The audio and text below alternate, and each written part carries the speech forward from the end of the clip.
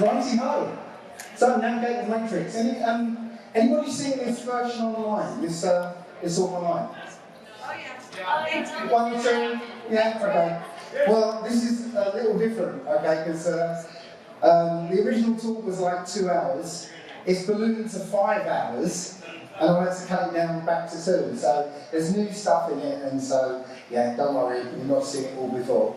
So, navigate the matrix. So, anyone who's seen the film The Matrix, humans are grown, and they're plugged into this computer system which feeds their reality to them, bypassing their senses, okay? And, you know, when that happens, you're essentially locked into a prison of your mind, okay? It's this inescapable prison. Well, that's really a bit loud. It's an inescapable prison because, you know, if your senses tell you that, you know, your eyes tell you there's a wall in front of you, and, you know, you speak and you can hear the sound reflecting off the walls, you can reach out and touch, and you can, you know, feel the walls. It doesn't matter you're outside in the middle of a field, right? You're a prisoner, okay? I was looking for a really good mind, but this is all I can find, so it's doing his best. But yes, he can be out in the middle of the field, but, you know, he's trapped in a prison, an invisible prison. So, we've been trapped into, or born into a matrix, into a world where they use language to reinterpret our reality. Okay, so the signals come in through your senses, they hit a layer of language, and it gets reinterpreted into a different sort of world, a fake world. Okay, so before I go into how this works, I'm going to have to answer the question who they are. Okay, who are they? We keep hearing this. Oh, is it loud? Yeah, we keep hearing about you know, this mysterious they. Who are they? Well, for this you need to go all the way back to the Old Testament. There's more to it, but we'll start in Genesis 6. Genesis 6:4. There were giants in the earth in those days, and also after that, when the sons of God came in unto the daughters of men, and they bare children to them. The same became mighty men, which were of old men of renown. Okay? So we're talking about the fallen angels. So 200 angels wandered down to earth. Okay? And they came down to a place called Mount Hermon, which right today is, well, it's always known as a forbidden place. And today it still is. There's a UN base on top of that mountain that nobody can get near. Okay? It's still a forbidden place today. And so one of their offspring, because they came down to have sex with women, and one of their offspring was called the Nephilim. They're the first generation of giants. Okay? And they were wicked, cunning, and they were man-eaters. Right? And essentially their task was to corrupt the human genome, basically corrupt the bloodline. But you've heard this story before, over and over again, but you probably don't know you've seen it. Okay? Whenever you've seen this, what? So these stars falling from heaven, coming down to the paramount. Yeah? So there are 22 stars around there. That matches up with the 22 chiefs of the fallen angels. Right? And when Paris was the prime meridian, I think it's Greenwich now, but when Paris was the prime meridian, Mount Hermon was at 33.33 degrees longitude, 33.33 degrees latitude. So you can probably figure out where we got that number, you know, but that number keeps popping up. Also, maybe you've seen this film. Anybody seen this film? Anyone seen this film? Yeah. Oh, right now. Yeah. Oh, that's a long day. Yeah. So yes, City of Angels. That's the story of fallen angels. An angel falls in love with a woman and comes down to earth to be with her. Yeah? It's the same story. Anybody seen this? Well, these are the mighty heroes of old. Yeah? You've got a god here. Right? You've got, Natasha Romanoff. Well, Natasha, I believe, means, I think it's born on Christmas Day. You'll find there's a lot of gods that were born on the 25th of December. Yeah? You've got Hawkeye. You know, you would have thought, why amongst the superheroes is there an archer? Okay? Well, Apollo was an archer. Orion, Osiris, they're all archers, they're all hunters.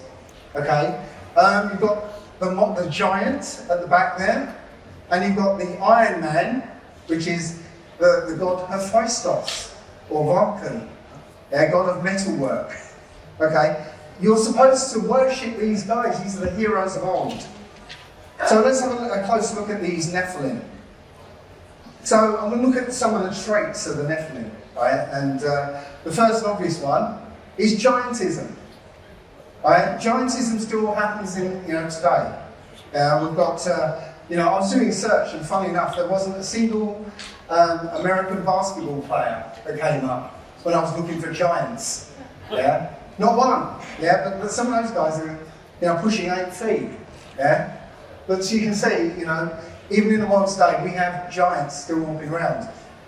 If you look at the Guinness Book of Records, you'll see that the giants they portray there are all sort of kind of slightly misshapen, have to walk with a cane. Yeah, anyone seen that? Yeah? But no, you look around and you'll find anatomically correct, very powerful beings walking around. Look at one down here. I wonder who wears the pants in that relationship. So the next trait is 6 fingers and toes. Again, this happens more often than you realise. I had this picture on my artist for ages and I didn't know why. It took me a while to look at it and go, they've all got 6 fingers. Yeah. Most of the time when people are born with 6 fingers in the West, they literally cut the thing off. Okay, so most people don't realise it's happening, but yes, it's happening more often than you realise. I haven't got much to say about the next one. More than 1 row of teeth.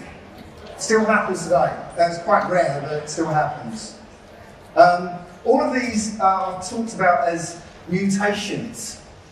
They're not mutations, they're genetic traits. Because the Nephilim mixed with humanity.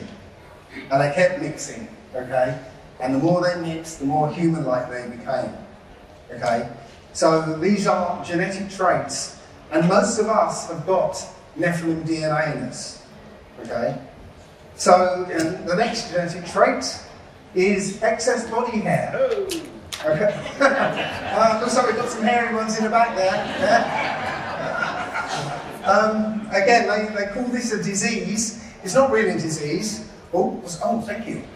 That's useful. Yeah, it's not really a disease, it's actually, again, a genetic trait. There are people walking around, you wouldn't notice because they've shaved all the way down to the collar line and everything, but take their shirt off, gorilla time, yeah? So the next one, an extra vertebrae in the back or a tail, yeah? Again, in this culture, when a baby's born with a tail, they whip that thing off really quickly. In other cultures, they leave it on, and you can see the baby right there with the tail. Again, there's a lot more of that going on than you realise. So, the next one, I'm hoping you're not going to start throwing chairs at me. Okay? It is skin lacking melanin. Okay? Skin lacking the protection of melanin is susceptible to the sun. Right?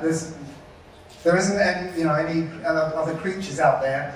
There are exceptions, but they're kind of man-made creatures. But there are no exceptions in the animal kingdom where the sun actually attacks the body. Everything else is energized by the sun.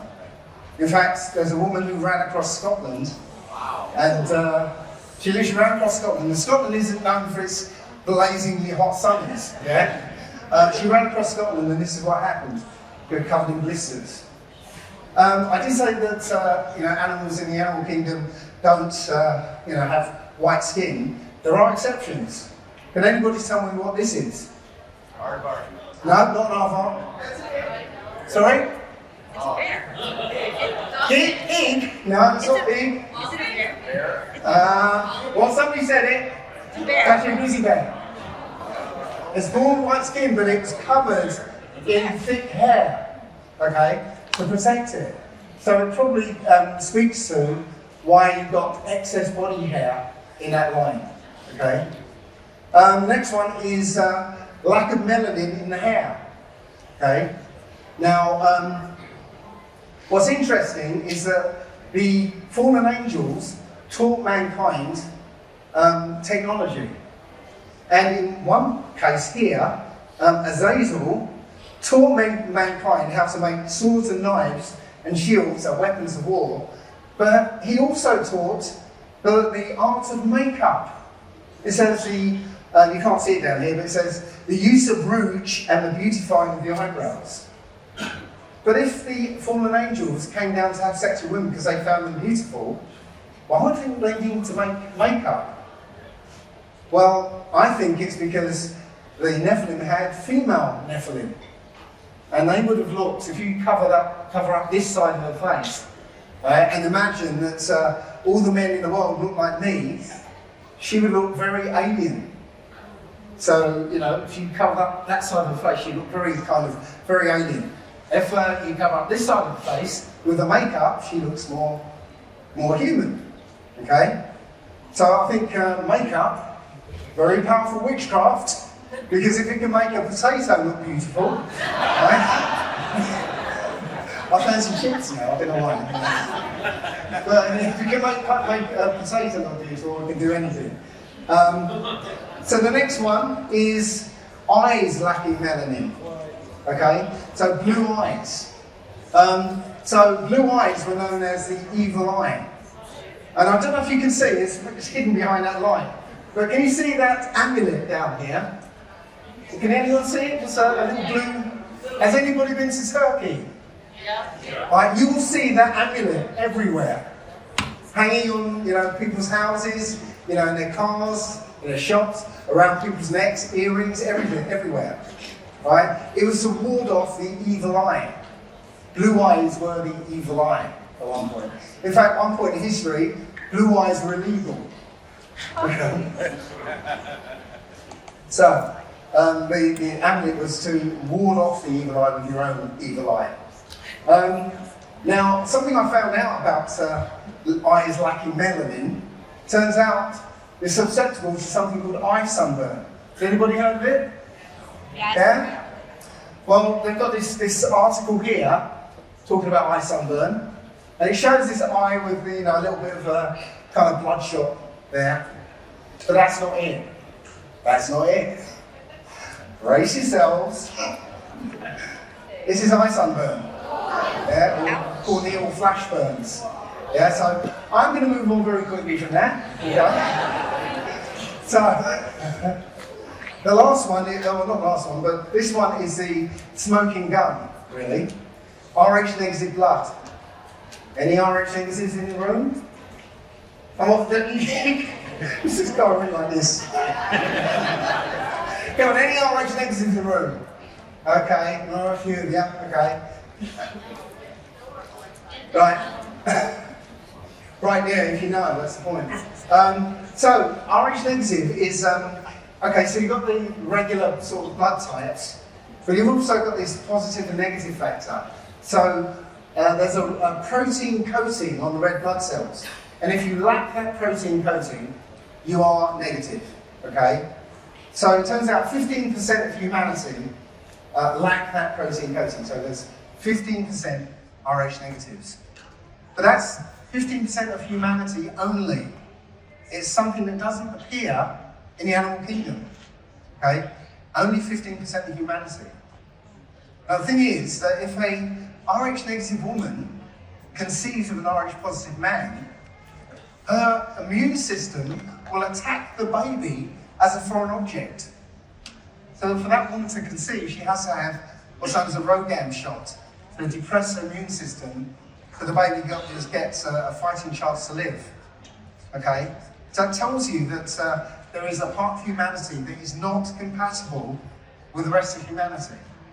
Okay? That's not to say that if you're Irish negative, you're a Nephilim. Okay? It means you've got one of the Nephilim traits, as we all have. You know, most of us have. I've got green eyes and excess body hair, not as much as the hairy geezers on there, but I've got some excess body hair. Yeah? So we've all got some of these traits in us. So the elite out there are mostly RH negative. Well, I think they're all RH negatives. King Charles, I hate saying it, makes me feel dirty when I say it. Charlie Boy gave blood in 1980 and it turned out he was O negative. So if he's O negative, then the whole of the royal family are RH negatives. And that makes sense because traditionally, RH negatives were the ruling class. Okay? RH negative blood has a sort of slightly bluish tinge. It's got a higher copper content. So that's where we get the term blue bloods from. Okay? So they reckon they've got the divine right to rule because they've got the blood of the gods. You might want to know and sort of ask, which gods are they talking about? Yeah? So the last one we'll talk about on the traits is cunning and wickedness, or psychopathy. Okay, that's not a human trait. Psychopathy isn't a human trait. Because humans aren't psychopaths. If you try and lie, if I was to try and lie to you right now, my whole body would be going, I'm lying! Yeah? All this body language. Okay? And internally, all sorts of other processes would kick off. My heart would start racing, I'd start sort of sweating and shaking and all sorts of things.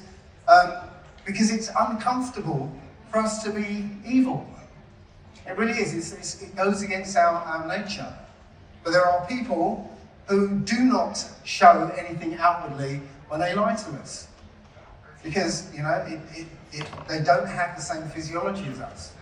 That's why politicians can lie through their teeth at us and most people are just going to believe them. Because they're not showing anything outwardly. So one of these, one particular bloodline owns all the banks that are responsible for the poverty in the world. Right? Another one is responsible for all the war. In fact, there's pretty much only one family that's responsible for all the war. Anybody know who they are? Oh yes, okay. I didn't say it though, I didn't say that. One bloodline owns all the pharmaceutical companies that are keeping us all sick. The same bloodline owns all the corporations that are destroying this earth. Okay? There's one bloodline. Yeah? Now, when I talk about white, I'm talking about a very particular bloodline. Okay? Has anybody seen Harry Potter? Yeah, so there's an elite class of wizards who look down on all the other wizards. What do they call them? Mudbloods. Dirty blood. Yeah? So if you're not in their bloodline, you're just one of the mudbloods. They don't care about you. Okay? So another last trait of the fallen angels, or the Nephilim, is that when they die, according to the book of Enoch, when they die, their spirits can't go anywhere. Their spirits are stuck here, cursed to wander the earth until the end of time. Okay? That's going to become sort of useful to remember later on. And last thing about the term white, because there's no white people. Yeah, there are pink people and there are brown people. There are white people. Right? But the term white, if you look it up, Anglo-Saxon, right? It means thing, demon, creature, something. Yeah. In fact, you can't see it. It's shown right down the bottom there. There's a word, white Satan. It says inhabitants of the Isle of Wight in England. Okay. So this bloodline has always been known as something else. Okay. So back to the Bible, Genesis 6:12. And the Most High looked upon the earth, and behold, it was corrupt, for all flesh had corrupted its way upon the earth. These fallen angels had mixed with mankind so much that virtually everybody was corrupted by it, right? Except for one man, Noah, okay? And Noah alone had pure genetics, right? His wife, turns out, was from the line of Cain, so she was corrupted. So Noah's sons were corrupted. And a week before the flood, Noah had to find wives for his 3 sons. And the only women that were available were corrupted ones. So the Nephilim DNA got the other side of the flood through the DNA of the children. Okay? And I got this from the dear departed Rob Skiba. This is basically it. If you've got a normal male, this is Noah, and you've got a Nephilim female with a Nephilim X chromosome, right? So there's 4 possible types of offspring. You've either got a Nephilim female, Nephilim male, or a normal male, normal female. And so what happens, you've got Noah's 3 sons, and I think that Japheth and Ham were corrupted, and that Nephilim gene. But Shem didn't. So he was chosen, because he was the closest to the original blueprint of Adam. Okay? So what happens is that the Most High is cleaning the bloodline. So he's saying, okay, out of Shem's 5 sons, Arphaxad is the next one, and then you've got, skips a generation, and then you've got another chosen one, Eber. You don't hear much about Eber, but Eber is where you get the word Hebrew from. Okay? It skips a few generations, and it gets down to Abraham. And Abraham, right, he was told to marry his half-sister. Okay, again, to keep the blood pure. Okay? But Sarah, his wife, was barren, so she gave him her handmaid, her Egyptian handmaid, as a wife. And, she bore Ishmael. You can't see it down there. Ishmael. Okay? But he wasn't chosen because he wasn't part of the bloodline. Right? So it waited until Sarah, who gave birth at 90, right, to give birth to Isaac. He was chosen. And then when it came to Isaac, again, it's down here, you can't see it. When it came down to Isaac, something different happened. The fallen angel DNA was concentrated in the firstborn, Esau, and absent in his brother, Jacob. So now, all Jacob's offspring were chosen, they're cleaned now, all the way back to the bloodline of Adam. But now you've got a representative of the fallen angels in Esau. So before they were born, they were fighting in the womb. Literally fighting in the womb. And Rebecca, their mother, said, well, what's going on? I'm going to have to ask the Most High what's going on. And the Most High said, 2 nations, 2 very separate nations are in thy womb. And 2 manner of people shall be separated from thy bowels. And one people shall be stronger than the other people, and the elder shall serve the younger. Okay?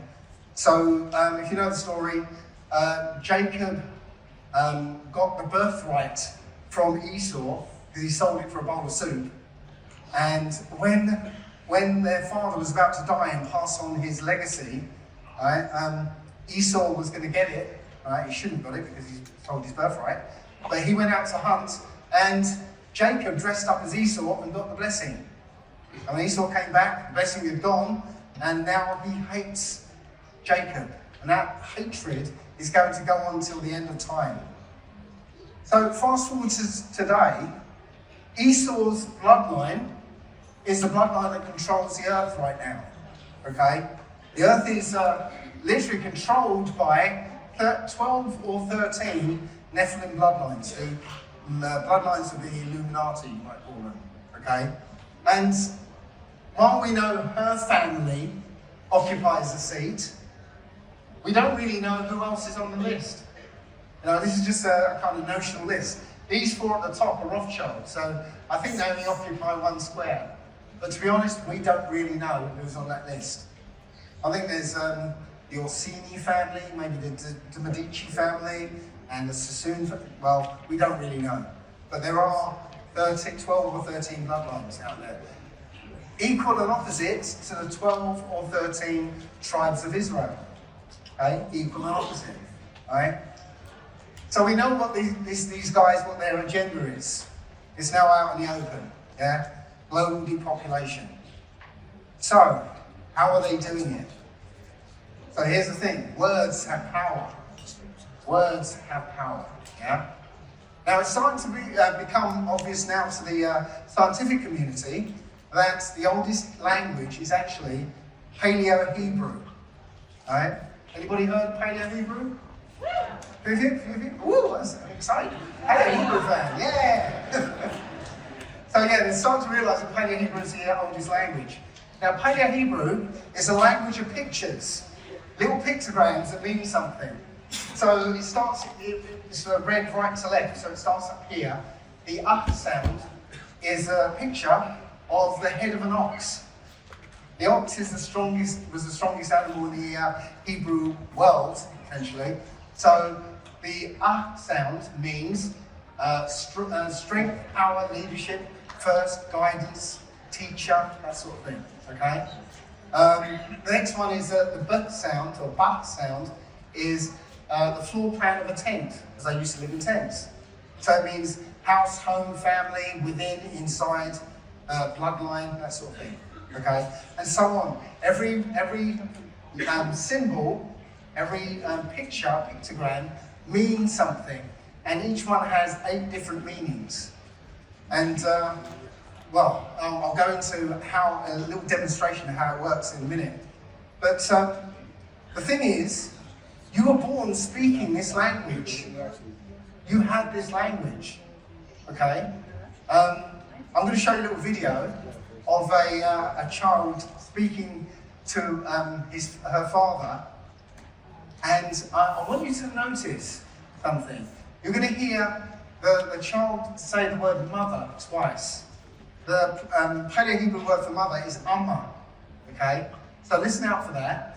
And notice when it becomes obvious that father isn't listening, right? Can't understand her. Look at the look on the baby's face. Okay? So have a look at this. Oh, it's a bit soft.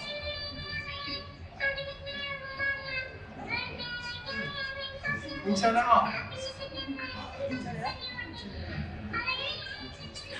No?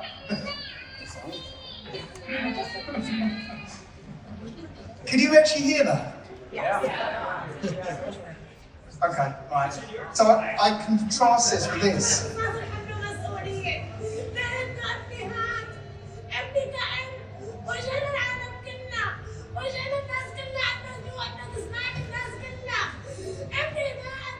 Can you see that the structure was the same? Yeah. The sounds were almost the same because Arabic is very close to where Paleo-Hebrew is spoken. Okay, so the structure and the sounds are the same. The baby was speaking to her father. She said the word mother twice. I know you couldn't hear it. And the father obviously didn't understand. And you might have caught the look of disappointment or, did you see the confusion, disappointment? Anybody? Hello? Bueller? Okay. Alright, so the point is, you spoke this language. But then, just like the baby there, it's like, oh, he doesn't speak the language. I better learn their language. Yeah? So, Paleo-Hebrew, it's a language of pictures. It's a language of the heart and subconscious. Right? It doesn't work the way the languages we're speaking today work. Okay? It's a language of the heart and subconscious. Each letter has 8 different meanings. The words are the story those letters tell when you put them together. Okay? So they create a word picture. Right? It's a concrete language that can't mean anything other than what it means. Okay? And it describes the feeling of the word, not just a label. Right? It's an amazing language. Right? And it's not understood by the processes that we use to understand language today. So I'm going to give you a little demonstration, right? So again, audience participation. Right? So I'm going to describe a film to you. If you've seen this, shut up. Right, so I'm going to describe a film to you in English. I'm going to put it on the screen as well. And you have to guess what the film is, okay? Okay? Right. So, a man on the autistic spectrum recounts the events of his life to strangers. What's the film? Rain Man? What's the other one? Forrest Gump? Anything else? No? Going once? Go? Oh, okay. Right, so we've got two players here, okay? So, what happened there, in the left-hand side of your brain, you were listening to the sounds I was making, you were reading what was on the screen, and you were fetching the meanings that you were taught of those words, the meanings you were taught at school, right? And then you were comparing that list of meanings with a list of films you'd seen, and guessing at Rain Man and Forrest Gump, okay? Got it? Yes. Right, so I'm going to tell you the same film in Paleo-Hebrew. Right, so Paleo-Hebrew says is a language of pictures. So I'm going to give you a set of emojis. Right, and you have to tell me what the film is. So just shout it out when you know. What is it? Oh, yes, it is. Forrest Gump. Well done. Okay, can you see? Right, this time, it wasn't in the left-hand side of your brain. Because your left-hand side of your brain can't analyse pictures. It can analyse language, but not pictures. Right? So what happened there, right, the left-hand side of your brain was cut out of the process. You were looking at the pictures, and all of a sudden you knew what the film was. Is that right? Yeah. You just knew. It can't mean, these pictures can't mean Rain Man. Can't mean Beautiful Mind. Can't be I Am Sam or Awakenings or any other good guesses that people have made over the years. It can only mean Forrest Gump. Yeah? The problem is when an English, let's imagine Forrest Gump was in the Bible. Yeah? So the English translator might look at the meanings of the word Forrest Gump and go, I think it's park bench. Does that, bring across the meaning of that word? No. That's why it's virtually impossible to translate this language into English or Greek or whatever. So now that your minds have been sort of altered to go back to understanding Paleo-Hebrew, let's see if you can guess what these films are. Shout them out. Sorry? Men in Black, yeah? E.T. This one's a hard one. Benjamin Button. Life of Pi. Unfortunately, you can't see the bottom one. Lord of the Rings, you can just about see it. Lord of the Rings. Well done, well done. Now you can speak Paleo-Hebrew. My job's done. Thank you very much. That's all right. I'm not staying. Right. So, Paleo-Hebrew is, again, a right brain process. Yeah? And your right brain is connected to the whole universe. Yeah? Connected to everything. It's known as semi-psygraphic, which means the words equate to meaning. English, the words equate to sounds. Okay, and then you have to translate those sounds into meaning. But Paleo-Hebrew goes direct to meaning. Again, it's pictographic, it's concrete, and it's intuitive. You feel it, you know what it means. Okay? So that goes along with the way we naturally think.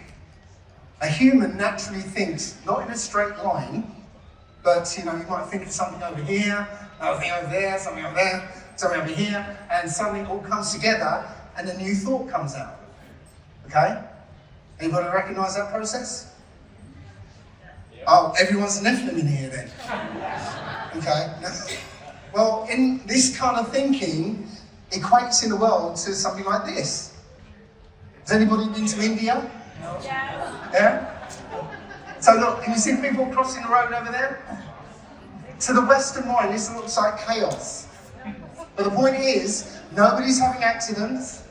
There aren't any traffic signals or police waving people on or lines in the road. People are just figuring out how to get through this. And notice how fast people are getting through this. It's nobody really waiting a long time. Am I right? Yeah? Because people are using their natural ability to navigate through this junction. And the result is no accidents. Okay? So we're not the only ones who do this. If anyone seen one of these? You notice there's no birds bashing into each other and falling out of the sky. I've never actually seen one in real life. The one I saw, there was about 50 of them trying to do their best, Yeah. But yes, we do this as well. I mean, has anybody walked through a crowded shopping centre? Yeah? You're not going like, oh sorry, sorry. Yeah? No, you're naturally finding your way through. Okay? So, going back to the Bible. Genesis 11, 6-7. Behold, the people is one, and they all have one language. The language of creation, Paleo-Hebrew. And this they begin to do. And now nothing will be restrained from them. So with this language, and I have to step back a second, there's a book, and I can't remember which book I looked at. It's not in the Old Testament, but this book says that Nimrod, the first king of the world, he was given a secret combination of words, which made him powerful. And with that power, he decided to build a tower to attack the Most High with. So this is the Most High saying, we can't let this happen. Let's confound their language so they can't understand each other. They took away the language because the language has power. And with that power, they misused it. So the Most High took the language away from us because we weren't responsible enough to have the language of creation. Okay? So when everybody scattered to their own part of the world, the Greeks took their sort of changed language, but they used it. They created a technology with it called Greek philosophy. Now, Greek philosophy isn't old men sitting around talking about what the world's all about. It's a system of thought. It's a system of mind control, creating logical constructs in people's minds, left brain side of your mind. So our Western languages are all left-brained languages. They're logical, symbolic, abstract. Okay? The letters don't mean anything. The words don't mean anything. The word river, for instance, doesn't mean anything. It's just a sound. Okay? But you're taught at school, moving body of water, that's a river. Moving body of water, that's a river. Moving body of water, that's a river. And then you go out into the world and go, oh look, there's a moving body of water. That's a river. Yeah? So the words don't actually mean anything.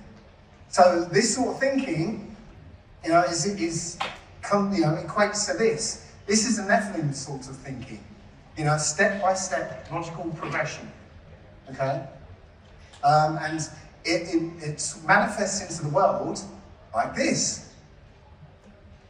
So lots of traffic signals, lines in the road, order out of chaos. Maybe you've heard of that phrase before. Anybody? Yeah.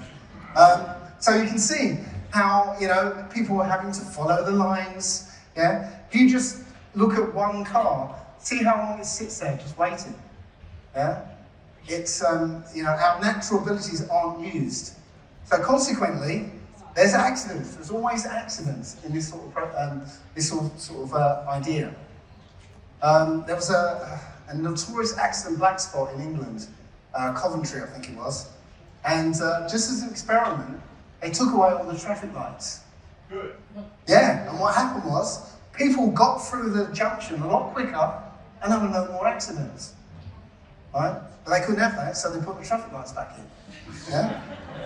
So this is the Nephilim mindset, okay? So, how do you turn a human into a battery powering the Matrix? Well, I think Rudolf Steiner, if anybody knows who that is, okay? Rudolf Steiner had it right. He said, a way will finally be found to vaccinate bodies, so that those bodies will not allow the inclination towards spiritual ideas to develop. And all their lives, people will believe only in the physical world they perceive with their senses. So vaccination is about, according to Rudolf Steiner, locking you in your left brain, right? The side of your brain that roots you in the here and now in the physical world. Right? So you don't even think about going into the other side of your mind. This also explains why, before the age of 18, a child gets something like 75 jabs. Probably more now, yeah. But what makes anybody think that a newborn baby needs to be injected with poisons to survive? No, it's crazy. There's something else to it. Our education system is also about locking you in that side of the mind. In this country, did anybody do drama at school? Yeah? Do you think they do drama today? No. I don't know in this country, but definitely in England, they take away everything that might stimulate the right side of your brain. It's all about academic learning now, yeah? And so, you're being locked away from your creative side. So, anybody heard of Terence McKenna? Yeah. So, Terence McKenna had something to say about thinking in images. So, we'll have a listen to him. Think of a child Can we turn it up? lying in a crib with an open window and a hummingbird comes through the room. Well, this is like a miracle. It's all light and iridescence and whirring sound, and the child is sucked into the presence of a miracle. And then its nurse or its mother comes into the room and says, "It's a bird, baby, bird." Suddenly the miracle is collapsed into a lexeme. And by the time you are 5 years old, the entirety of reality has been very carefully mosaiced over with words. And to burst through that to whatever reality lies beyond is the task of a mystic or a shaman. And it's extraordinarily difficult. What you notice when you experiment with tools such as psychoactive plants is that as the intoxications deepen, thought becomes vision, and one thinks in images. And I imagine that this is the Aboriginal thought style, and we must have thought in images for a long time before we downloaded into words. To the degree that people think in images, I think they are a different sort of person than the word-oriented person. I think thinking in words may be an artifact of writing and print, and may have been most intensified in the last 1,000 years. So I think the mind is very malleable, and the imprint of culture very deep. This is an area where we are very naive. How our languages affect our view of the world. So it's quite powerful what you said there, right? That with this example of the baby and the hummingbird, yeah? If you think of that for a moment, imagine this amazing sight. This, has anybody actually seen a hummingbird? Yeah? How they dart around like that, and they're making that sort of buzzing sound as they're going, and it is a miracle, right? And to a baby, it's like the most amazing thing ever. And then the mother says, "Oh, it's a bird." That miracle is now collapsed into this amorphous kind of bird shape, in your mind that lacks that miracle. Okay? And as he said, by the age of 6 or 7, your whole world has been papered over by words instead of the reality. You interact with the words and not the reality. That's why we lose that childlike wonder of the world, because we interact with the words now. Does that make sense? Yeah. And what he was also saying is that when you take, hallucinogenic drugs, what happens is you start thinking in pictures again. That's the weirdness of the trip, because now you're thinking in pictures, and as you said, thought becomes vision. Okay? So the English language is a manufactured language. It was manufactured 500 years ago. Deliberately, mathematically, okay? It's literally 2 languages in one. It's one language for the left-hand side of your brain, and another, right, in the same words for the right-hand side. Program the right-hand side of the brain. So, here's an example of it. So, if you use the word cure, right, consciously, your mind says, oh, I want to heal somebody. But the original meaning of the word, to cure, like to cure meat, right, is to preserve. So your subconscious hears, I want to preserve cancer. Yeah? Same with the word suffer, right? You think it means to, I'm suffering with cancer. Yeah? Well, it actually means to permit. Never suffer, permit, for which to live. Yeah? So the word suffer means to allow. So you say, I'm suffering cancer, I'm allowing it. Okay? Well, we think the word doctor. Some of us think the word doctor means wise healer. Probably not too many in here. Right? But if you use the word as a verb, okay? What happens if you doctor a document?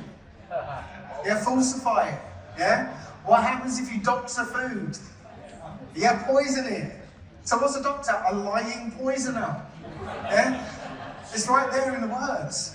Yeah? The word aborigine, we were talking to somebody about that today. The word aborigine. Well, the prefix ab means not. Abnormal. Yeah? So aborigine means not original. Okay? And this is one I just found in a dictionary. The word nice. I think it means, nice. But it actually means stupid and ignorant. Yeah? If you can get a dictionary, an old dictionary, there are some dictionaries that have the term and the definition, but it also has square brackets. You can find that a dictionary has square brackets. In the square brackets, it tells you the original usage of the word. And if you can find one there, you can find some shocks. There's some of the words you find. I think another one I found was the word bad. It means effeminate and womanish. Yeah? So when Michael Jackson started saying, I'm bad. Yeah. The word no, K-N-O-W, right, has the sound no in it. Right? So it's got the opposite sound. Most of these words in English have the opposite subconscious meaning. So when you use English, you're mostly talking against yourself. You're weakening yourself. Okay? So English is a language, a programming language for the human mind. Okay? It's English letters and words, I say, they're symbols that stand for something, just like variables in a computer program. Okay? It's understood by pattern matching, memory retrieval, sort of logical processes, left brain processes. Right? It's taught by brainwashing, reward and punishment and repetition. That's brainwashing. That's all you get at school. Okay? So, as I said, if language represents reality, then all they have to do is change the language to change your reality. Yeah? So, question for you all. How many legs does a dog have if I count the tail as a leg? Well, okay, some clever ones.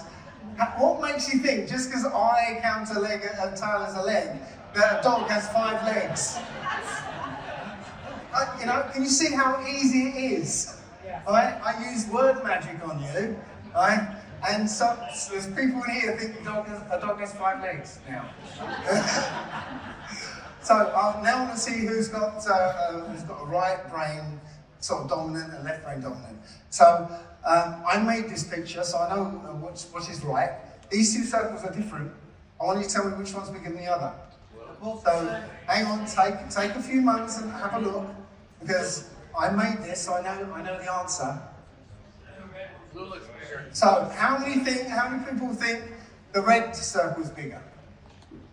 Well, you have to make a noise because I can't see anything. Okay. How many people think the blue is bigger? Oh, okay. It's funny, all the blues are on that side. Maybe it's because... Right, who says... Yeah, you say the same. Right, could you stand up? Yeah. You're saying the same, aren't you? Or can you stand right in the middle? So on that spot there, yeah? Right, now look very carefully, because I made this, so I know the difference. Which one? The blue. Okay, sit down then.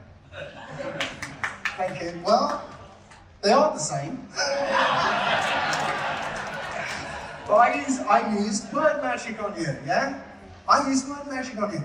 Yes, they are different. One's red, one's blue. Right? But I said, these are different. Which one's bigger? Your mind filled in the rest. Okay? And some of you said red, some of you said blue. And when you came up and stood up and said, no, they're the same, I used more word magic, and you changed your mind. This is so powerful, this word magic. It's so powerful that in other talks, when I've said, yeah, they're exactly the same, so somebody said, well, I still think the red one's bigger. Yeah? Because it is very powerful, word magic. Right? It's so powerful that a hypnotist, just using words, can make somebody believe that eating an onion is actually eating an apple. And there's nothing you can do to tell him, no, mate, that's an onion. Because to him, his reality, it's an apple. And in reality, what the hypnotist has done, remember you're interacting with the word layer, yeah? All the hypnotist has done, he swapped apple and onion. So the signals are coming in for an onion, but they're reaching that layer of language and coming to apple. So now he believes he's eating an apple. Does that make sense? Yeah? So it's very, very, very powerful. And the biggest hypnotist in the world is in most people's front rooms. Anybody still got one of these things? Be honest. Come on. Yeah. Right. Biggest hypnotist in the world. Because this thing was not invented to educate you, or inform you, or to entertain you. It's only created to program your reality. Yeah, that's all it's there for. Okay. Your language also affects your physiology. Are there any kinesiologists in the room? No? Oh wow, that's a first. So, if you go to a kinesiologist, right, they will know that they'll stick your hand up and test how strong you are, and then ask you a question. And if you, for instance, if you say something bad about somebody, you suddenly become weak. But if you say something positive about somebody, you stay strong. So your words actually affect your physiology. Okay? Very powerful. Have a look at this. I want to show you something.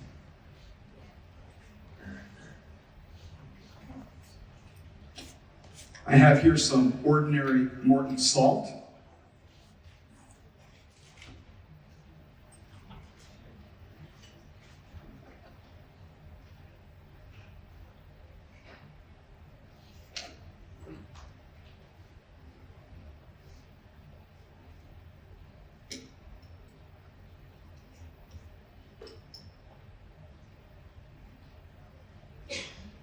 If you can't see it, one says cyanide. What just happened? As you look at them on the screen, is your willingness to use one or the other changed a little bit? And even though you laugh and you would do it because you saw me, but you have a reluctance suddenly. And that reluctance is signaling you about something about words, that words we have are like things, and moreover, what we're getting at here is that in a heartbeat, our imagination makes reality different. What I'm getting at here is that words don't reflect reality. Words are actually making things what they are in a certain sense. Yeah, and it's true.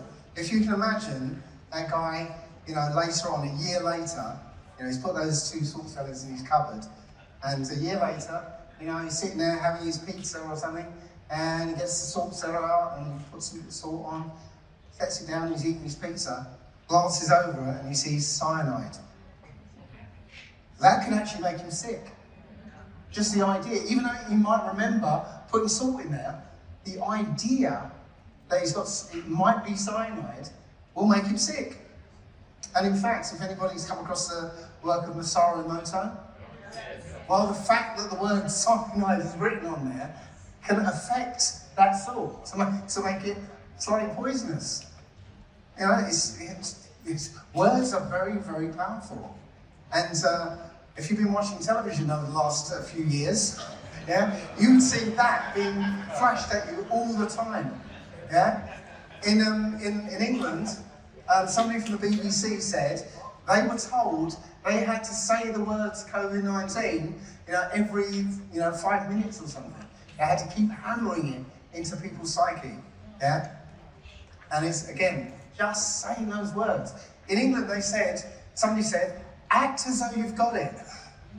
What is that? That's fake it until you make it. Yeah? It's very, very powerful. I mean, it's so powerful. Take a look at this thing. Training fleas requires a glass jar with a lid. The fleas are placed inside the jar and the lid is then sealed. They are left undisturbed for 3 days. Then, when the jar is opened, the fleas will not jump out. In fact, the fleas will never jump higher than the level set by the lid. Look at this. Their behaviour is now set for the rest of their lives. Can you see the curve at the bottom there? And when these fleas reproduce, their offspring will automatically follow their example. You might say, stupid fleas, but works with us too. Yeah? If we're trained in the right way, it works for us too. But here's the thing, our universe is made of thought. It's a thought-based universe, okay? And your thoughts alter the universe, right? Proof of that is, you can alter your own body just by your belief system. And a placebo effect. If you think that a sugar pill is going to heal you of something, then it will. Yeah? Your body will make it happen. The reverse is also true. Yeah? It's called the nocebo effect. If you believe something's going to kill you, your body's going to find some way to make it happen. Yeah? In fact, smoking-related deaths. I don't know if this happens in this country, but they put deadly warnings on the cigarette packets now, and smoking-related deaths spiked as soon as they did that. Okay? Nocebo effect is incredibly real. Has anybody come across the phantom Jim experiment? Yeah, one or two? So, what happens if you, and I did this, right, well, not recently, of course. I did this, so I'd wake up in the morning and lie in bed for an hour. And while I'm lying in bed, I would pretend, I would imagine myself, in the gym doing a workout. So I'd actually sort of do the first motion and then imagine the rest of the motion in my mind, yeah? And just sit there, lie there and just do my full workout that I used to do, right? The thing is, after about a month or so, this actually happened. I went to the bathroom after doing this for a month solid, and I saw myself in the mirror. I was like, oh, hello. Again, not recently, yeah. But the point is that your mind and body cannot tell the difference between a so-called real experience and an imagined one. And they're just signals. You hear internally generated signals or signals coming from your senses. The body can't tell the difference. Okay?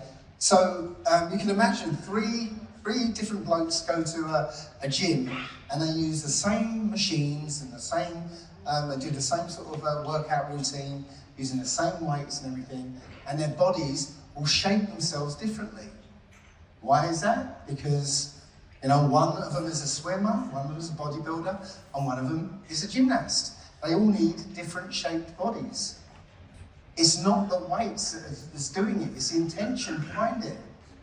Yeah? The weights are just a metaphor. Does that make sense? Because if you can do it with just your imagination, the weights are just a metaphor. Your body is following what you intend to happen when you do the weights. Has anybody come across the Emoto rice experiment? Anyone done it? Yeah. Yeah? Did it work? 3 times. Yeah. Okay, you can go online and find thousands of examples of this. So you cook up some rice, you put them in some identical sterilised jars. On the first one you write, I love you. Yeah. On the second one you write, I hate you. And then the third one you put, ignore. And over the course of a month or so, you go to each jar and you go to the one and the I love you jar and go, oh, I love you rice, you're delicious, lovely, I really want to eat you, love you rice, love you, yeah? And then you go to the I hate you rice and go, you dirty, disgusting rice, I hate that. Yeah? And then the third jar, you just ignore totally. And after a month or so, what you find is the I love you rice is still almost edible. It's nice and fluffy and white and everything. The I hate you rice is disgusting. It's all gone, mushy and furry and stuff. But the worst one is the ignore rice. Even negative attention is attention. Right? Lack of attention is incredibly harmful. Yeah? But we do this to our children. Yeah? We give them an iPad or sitting down in front of the television and we withdraw our attention from them. It's actually damaging. That's why solitary confinement is a punishment. A lack of attention, okay? Well, this is the solitary confinement of the future. Yeah? Thousands of people in their own world, yeah? And the overlord, walking around outside, right? Zuckerberg could kill that guy there and nobody else would know. Because they're all locked in their own worlds. Well, this is kind of what they want. Instead of being sort of hooked up in the goggles and the headphones and stuff, they are connecting the brain directly to the internet. Yeah? They apparently, according to them, they've already done it. And it won't be with wires. It'll be wireless. This is what Elon Musk is doing, is Neuralink. No wires, it's going to be beamed directly into your head. So they basically want you connected to the internet, to the matrix, all the time, essentially, so that you become a thing on the Internet of Things. But it's not just a one-way thing. It's a two-way connection. And this is one of the things I think they're going to do with that two-way connection. Electronic mind control research is not new. A scientific milestone in this area came in the 1960s when Dr. Jose Delgado demonstrated remote control over a charging bull. By connecting a radio antenna to electrodes inserted into the bull's brain, Delgado proved that the animal's aggressive impulses could be thwarted by electronically manipulating the bull's muscle reflexes. Do you realize the fantastic possibilities if from the outside we could modify the inside? Could we give messages to the inside? But the beauty is that now we are not using electrodes. In recent years, Delgado has shown that the behavior of monkeys can be altered using low-power, pulsating magnetic fields. But in these experiments, there were no antenna implants. Any function in the brain, emotions, intellect, personality, could be perhaps modified by this non-invasive technology. Delgado's research has so far been limited to animals. But in the Soviet Union, a radio frequency, or RF device, has been used for over 30 years to manipulate the moods of mental patients. So did you see how pleased he was? That he could alter the behavior and personality and intellect of somebody just with radio frequency. Yeah? Well, funny enough, in 2016, I found this news story. Let's get out of everybody's way. It's about a genetically engineered magnetic protein, yeah, that can remotely control the brain and behavior. It says, a new method for controlling the brain circuits associated with complex animal behaviors. A magnetized protein that activates specific groups of nerve cells from a distance. Yeah, you can't see it, but it says they become sensitive to radio waves and magnetic fields by attaching neurons in the brain to iron-storing protein called ferritin. Ferritin, okay? I also found this a little more recently. Spike ferritin nanoparticles show potential as SARS-CoV-2 vaccine. Right? Nanoparticles, which means get beyond the blood-brain barrier into the brain so it can attach to neurons. Yeah? So, does anybody remember this? Yeah? People being jabbed and suddenly they become magnetic. It's almost as if some kind of magnetic protein was put into their bodies. Yeah? So what I think they're trying to do, they're basically going to try and connect us up to the internet directly. Right? And so we can end up playing in their matrix. Yeah? So we're having a wonderful time. All our senses have been overridden, so we can't feel what's going on in the outside world. And while we're playing in the matrix, our body might just stand up and march its way into the extermination centre, and our game will suddenly end. Yeah? Now, well, actually, they might sell it to us because they probably give us these monotonous, dirgy type jobs, and I would say, well, you know what? You can just do your job and not be there. You can play in the matrix while your body does the job. Wouldn't that be great? And then they've got us, right? Well, you might think this is, these two scenarios are like far-fetched, but they've already done it. Take a look at this.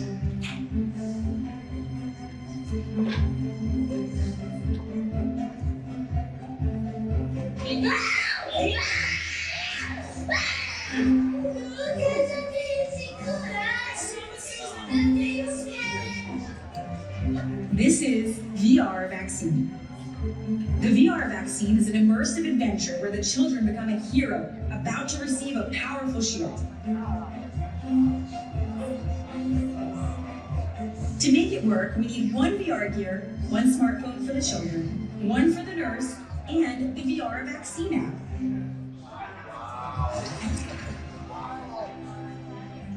Oi! Você voltou! Você voltou! And what the children experience in the virtual world is matched step by step by the nurse that follows the story on a second screen. Pronto. Agora o fruto de fogo. Mas ó, vamos lá. Bem rapidinho. Peraí. All simultaneously calming and entertaining children while helping the nurses to better perform the vaccination. Funciona, funciona, funciona. Obrigada, obrigada. E o que você acha disso? So, while the children are playing in their matrix, in the real world they're being murdered. Yeah? It's already happened. So this idea of transhumanism, they're trying to sell it to us as if we will merge with their technology and we'll become enhanced. Well, they don't want that for us. Okay? The real transhumanism is us uploading our consciousness to their computer system. That's what they want, okay? Because you are not inside your body, yeah? Your body is an antenna receiving your signal, okay? You're literally not, in here somewhere, yeah? You're not in here. Now, I want you to do a little experiment right now, okay? I want you all to stand up, and I want you to choose somebody at random and point to them. Alright, just point to them, point to somebody. You there. Yeah? Okay. But most of you, look at where you're pointing. Most of you are pointing here. Is that right? Right, you can sit down now, stop pointing. Most of you are pointing here. You're not pointing here. You can stop pointing. Let it out. There's a fight starting there.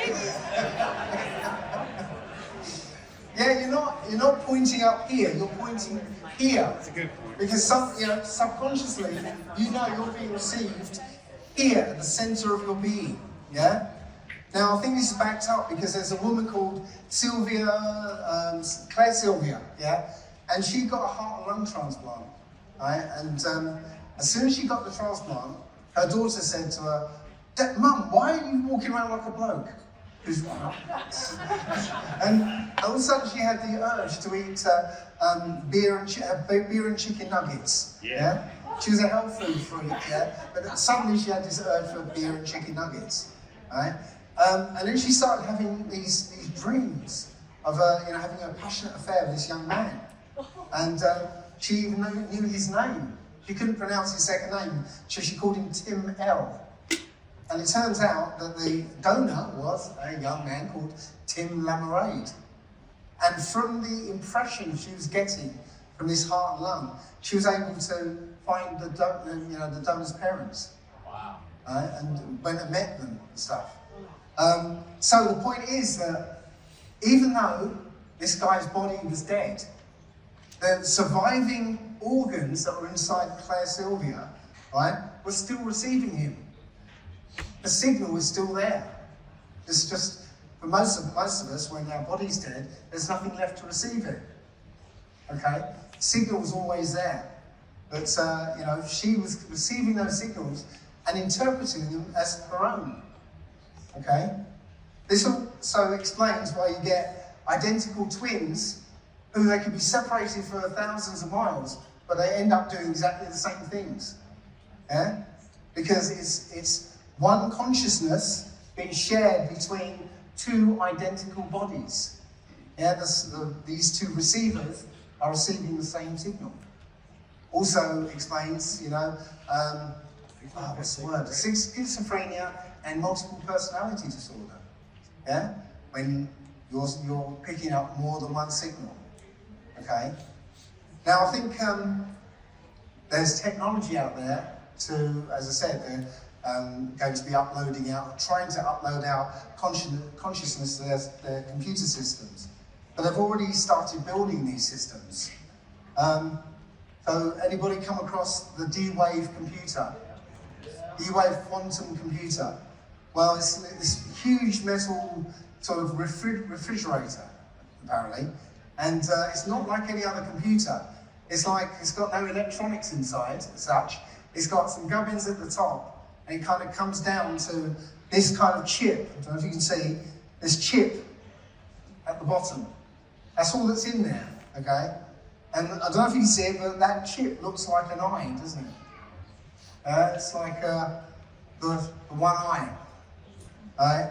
And again, the bottom's cut off, but if you rearrange the words D-Wave, you get the word demon. Yeah? So let's have a listen to a guy called Geordie Rose, who's behind this machine. Remember, he's talking about a computer system, right? This is what they look like. There are two of them. These are from our lab in Burnaby in British Columbia. From the outside, they look like giant black monoliths, big metal boxes, about 10 feet on a side, 12 feet tall. And they are powered, they have a fridge inside them, a refrigerator that cools these chips to almost absolute zero.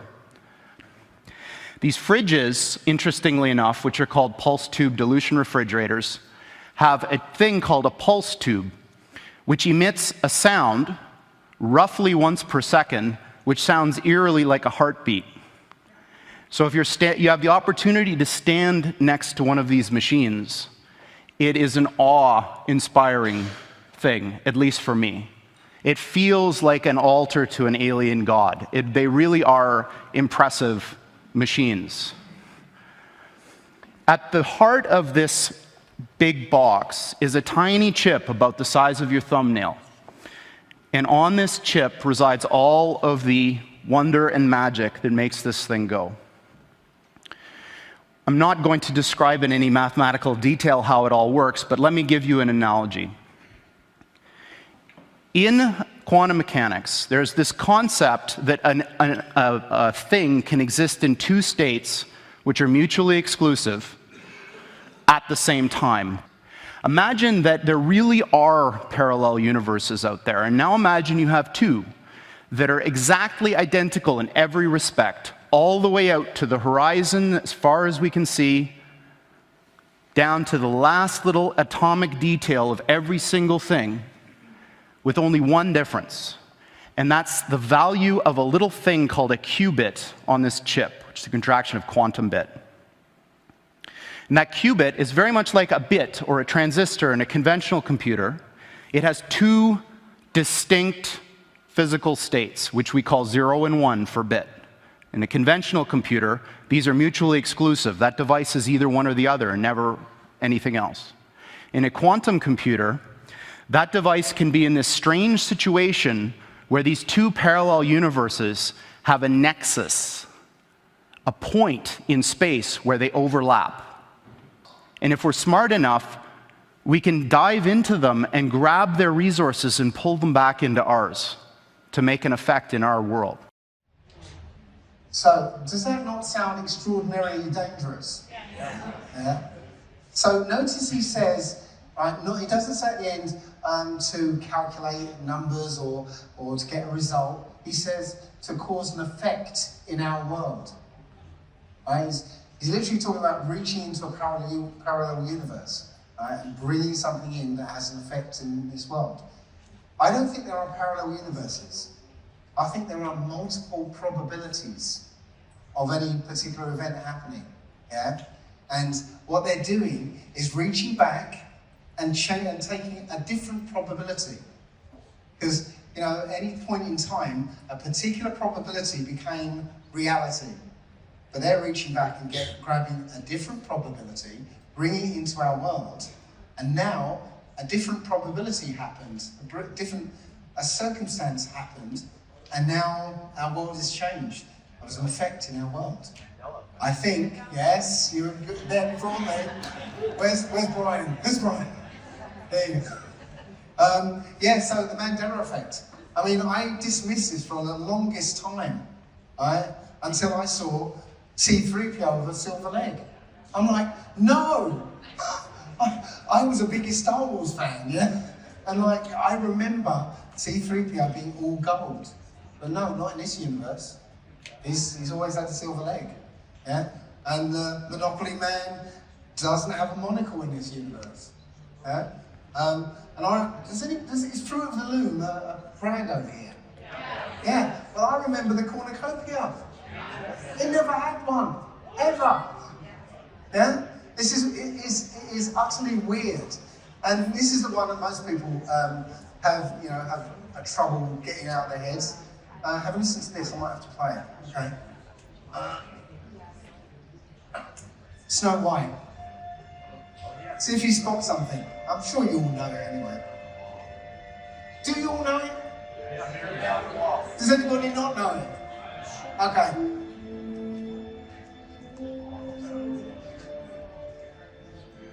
Slave in the magic mirror, come from the farthest space. Flew in from darkness, I summoned thee. Speak. Let me see thy face. What wouldst thou know, my queen? Magic mirror unfold. Who is the fairest? Yeah, what? Famed is thy beauty, Majesty. Yeah, so in this universe, she never said mirror, mirror on the wall. He said magic mirror on the wall, yeah? No, I mean, shocked me, yeah?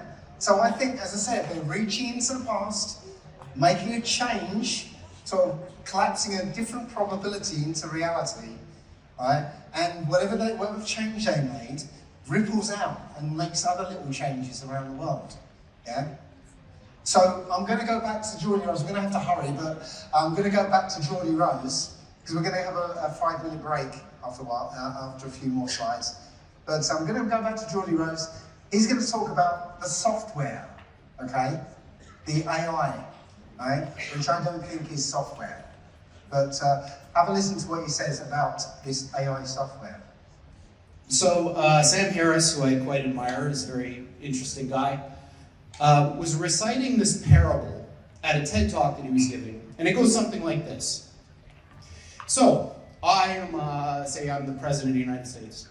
So I received this message from the heavens. So my microwave dish, my SETI dish, finally captures something. And what it says is, in 50 years, or 13 years, we're coming to your planet. You gotta be ready. Now just imagine what would happen if that happened. A super intelligent alien race beamed down a message to all of us Earthlings saying, we're coming July 13th, 2030, and boy, you better be ready because the mothership is landing right on the front lawn of the White House or wherever you wanted to land on that day. The amount of resources that would be marshaled to try to figure out what to do would encompass the whole world.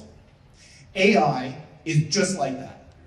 So when this thing that I'm talking about happens, it's going to be exactly the thing that you're thinking about those super intelligent AIs. So the one thing I can tell you is they're not going to be like us. So alien means, different. These things that we're building are not going to be people. They might be really smart, they might be really good at all sorts of different things, but they're not going to be like us. They're going to be aliens.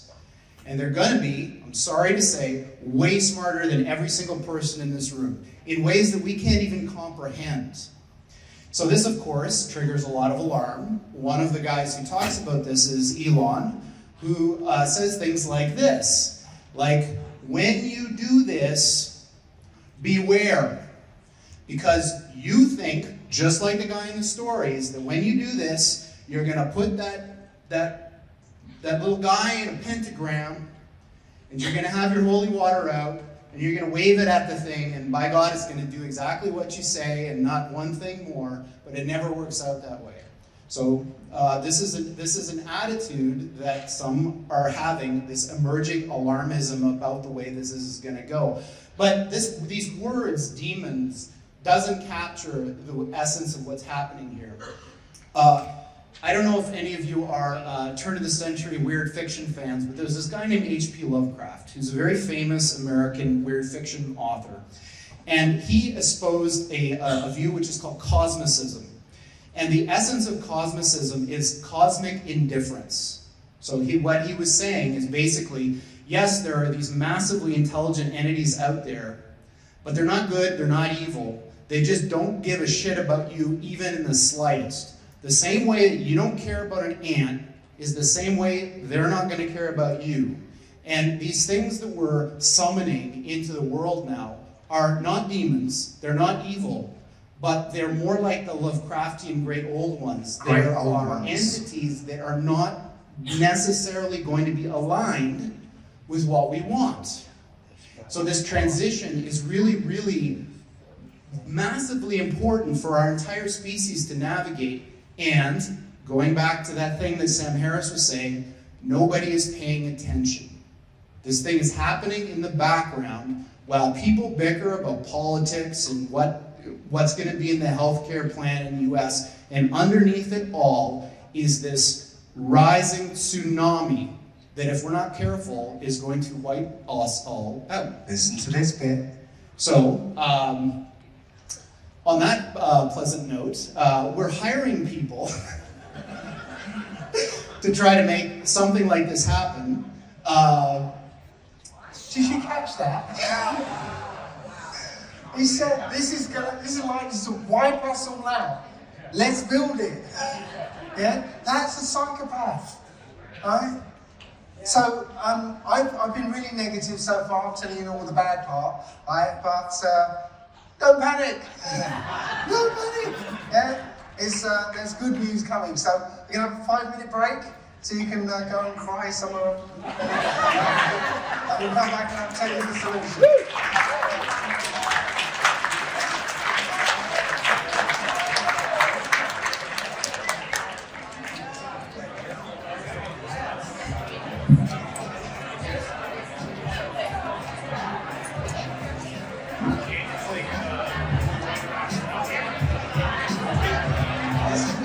Adversity.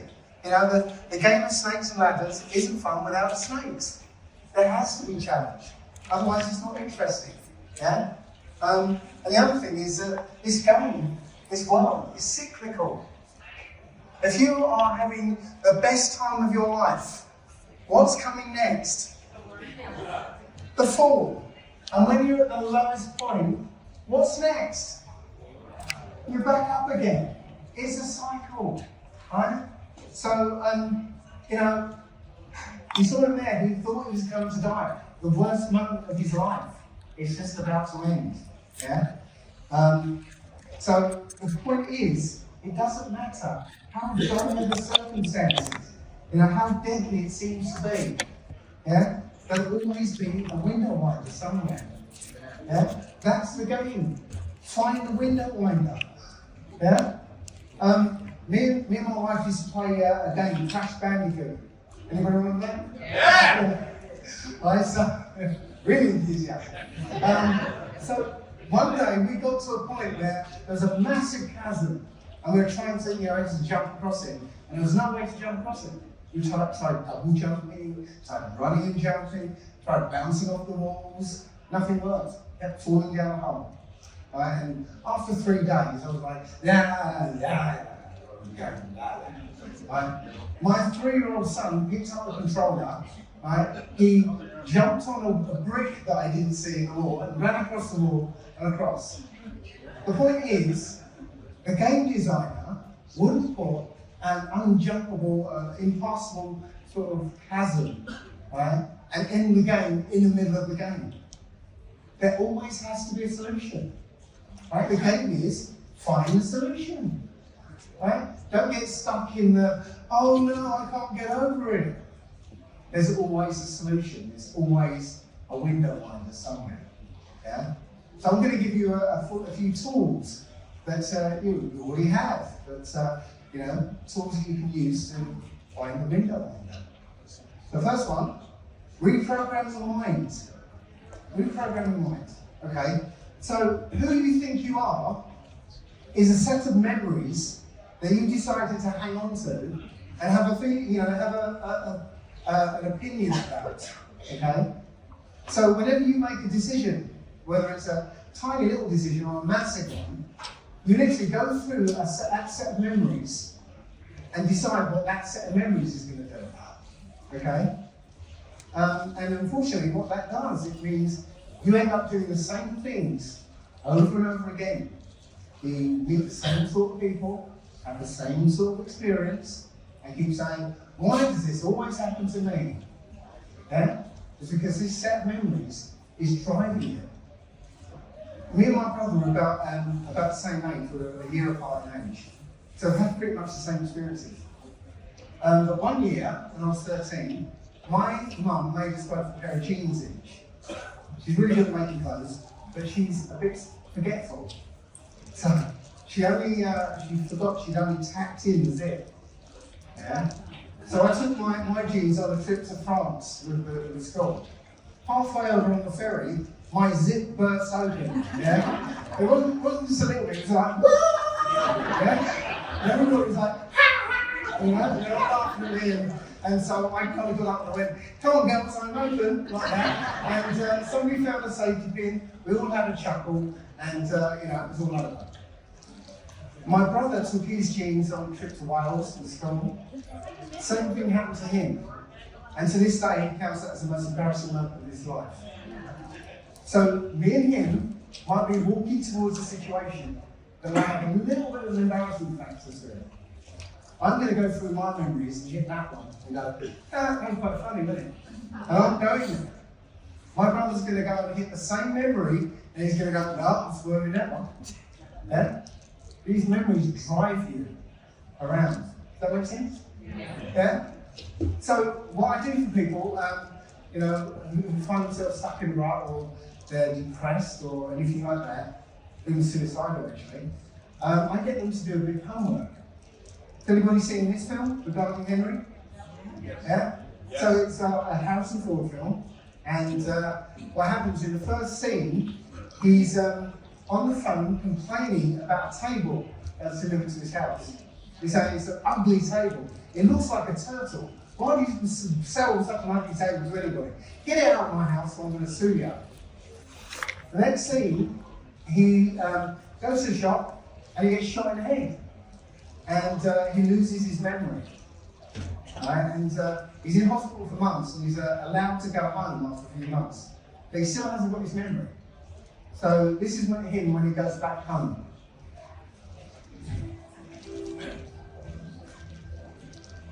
Hopefully you can hear it.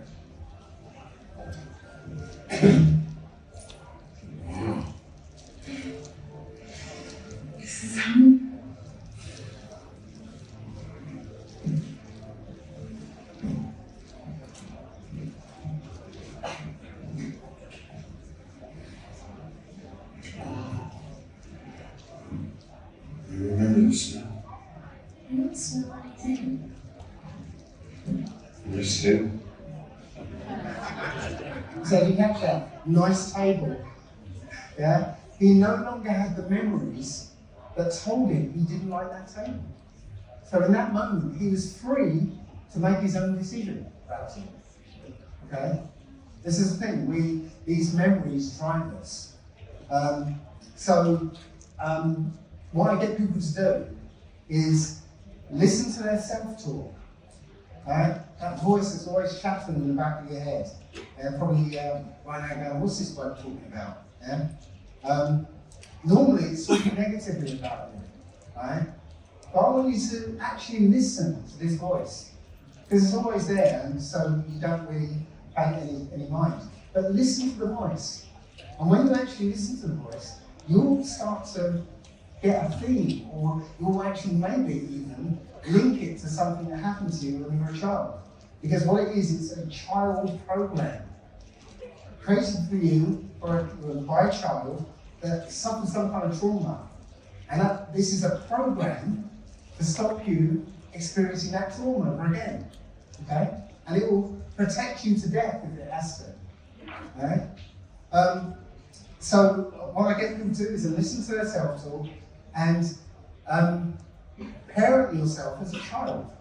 So imagine that this voice is a child, standing in front of you, saying, I feel like crap, I don't feel right, whatever the story is, okay? As an adult, you know what to say to that child, don't you? Don't you? Oh, for crying out loud. Right, yeah, you know what to say to that child, right? Now, the new age way is to, say affirmations, I'm strong, I'm powerful, I don't need you, I don't, blah, blah, blah, blah, blah. That's like shouting down the child. That child might wander away, but he's going to come back sooner or later, yeah? So if you parent that child, right, that child will learn and realise it's no longer necessary. So I had this experience. I was working in an eco-village, and a whole group of us were tasked to build a kitchen. And one morning I was the first one in the kitchen, and I'm working away. And an hour later, I'm still the only one in the kitchen working away. And, in my head I could hear, why am I the only bastard working? It's always me. It's always me. I think they're all lying around having beers and sitting on the grass, and I'm working away. And I was thinking, wow, he sounds angry. Why is that? So I sat back, and I'm still working. I sat back and I listened to this voice while I was working.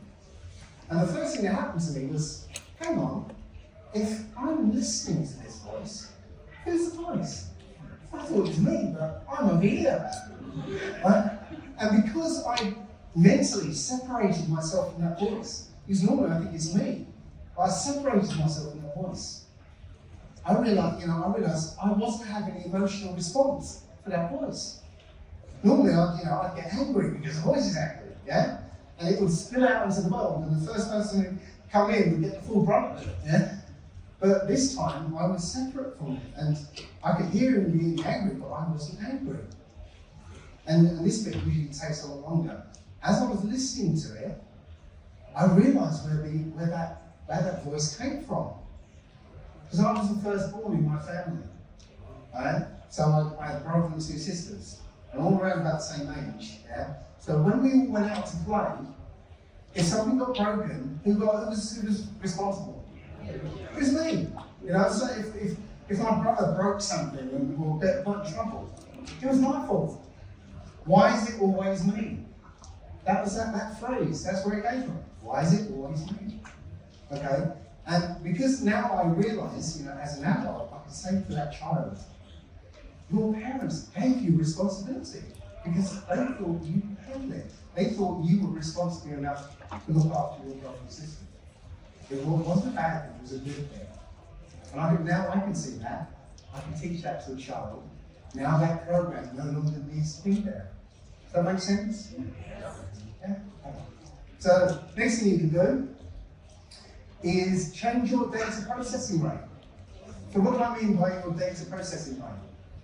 Well, reality turns out to be literally a series of static frames of reality. Okay, like a 3D film strip. Okay, and those frames of reality are going past so quickly that we think of it as smooth movement. But literally they're static frames of, and then that one disappears and the next one just everyone's slightly moved a little bit and so on and so on. And so, yes, they're moving by really quickly, we think of it as smooth movement. Okay? It turns out there is actually a smallest amount of time. 10 to the minus 44 seconds. So trillions and trillions of times a second, these frames of reality are flashing past. Okay? Now we sample those frames of reality at a rate of 60 hertz, 60 times a second. I don't think it's a coincidence that over here, your electrical signal is based on 60 hertz. There's something going on there, yeah? Okay? But 60 times a second, you sample reality. Now a housefly, samples reality at 250 times a second. So when you go to swat a fly, you're like this. The fly's like, oh, he's trying to swat me. Oh, excellent. Okay, you know what? I'm going to let him think he's doing really well. Oh, you're going to get me? Hey, did I? Yeah. Because for the fly, time is moving a lot slower because they're sampling a lot faster. Well, you have that ability. You have the ability to change the rate that you process time, or events, so time is a lot slower for you. You don't believe me? Anybody ever been in an accident? And in that moment, that split second before you hit whatever it is, time just stretches out. And you seem to have a lot of time to think about what's going on. I had an accident just like this when I was 21. And I remember, in that split second before I hit the car, I was looking at the woman and she was like, and I was looking at the car thinking, I can't lean past it, I can't brake fast enough, I'm going over that car. I look for somewhere nice to land, but all that in one split second. So as an emergency response, yeah, your body basically starts to process time a lot faster, like the housefly, yeah?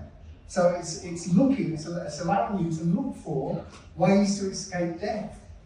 It's an emergency response. But if you've got this emergency response, then there's a way to consciously trigger this, okay? This also happens if you're a racing driver.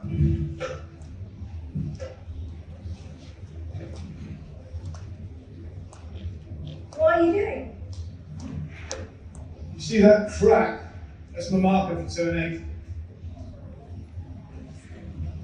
What, to slow down? Brush the brakes, downshift. Well, you'll be going 150 miles an hour. Yeah? So how do you see it? You go fast, but as the car speeds up, everything else slows down. You don't do that. You do this, right? And then you see everything. So if you're a racing driver, you're actually in danger every moment. You're going at 250 miles an hour. So your body thinks you're going to die. So, as you said, the faster you go, the slower things move. Okay? Which has to happen if, you're going 250 miles an hour. When you see something on the horizon, it's next to you in the next moment. Yeah? So yes, this is an emergency response.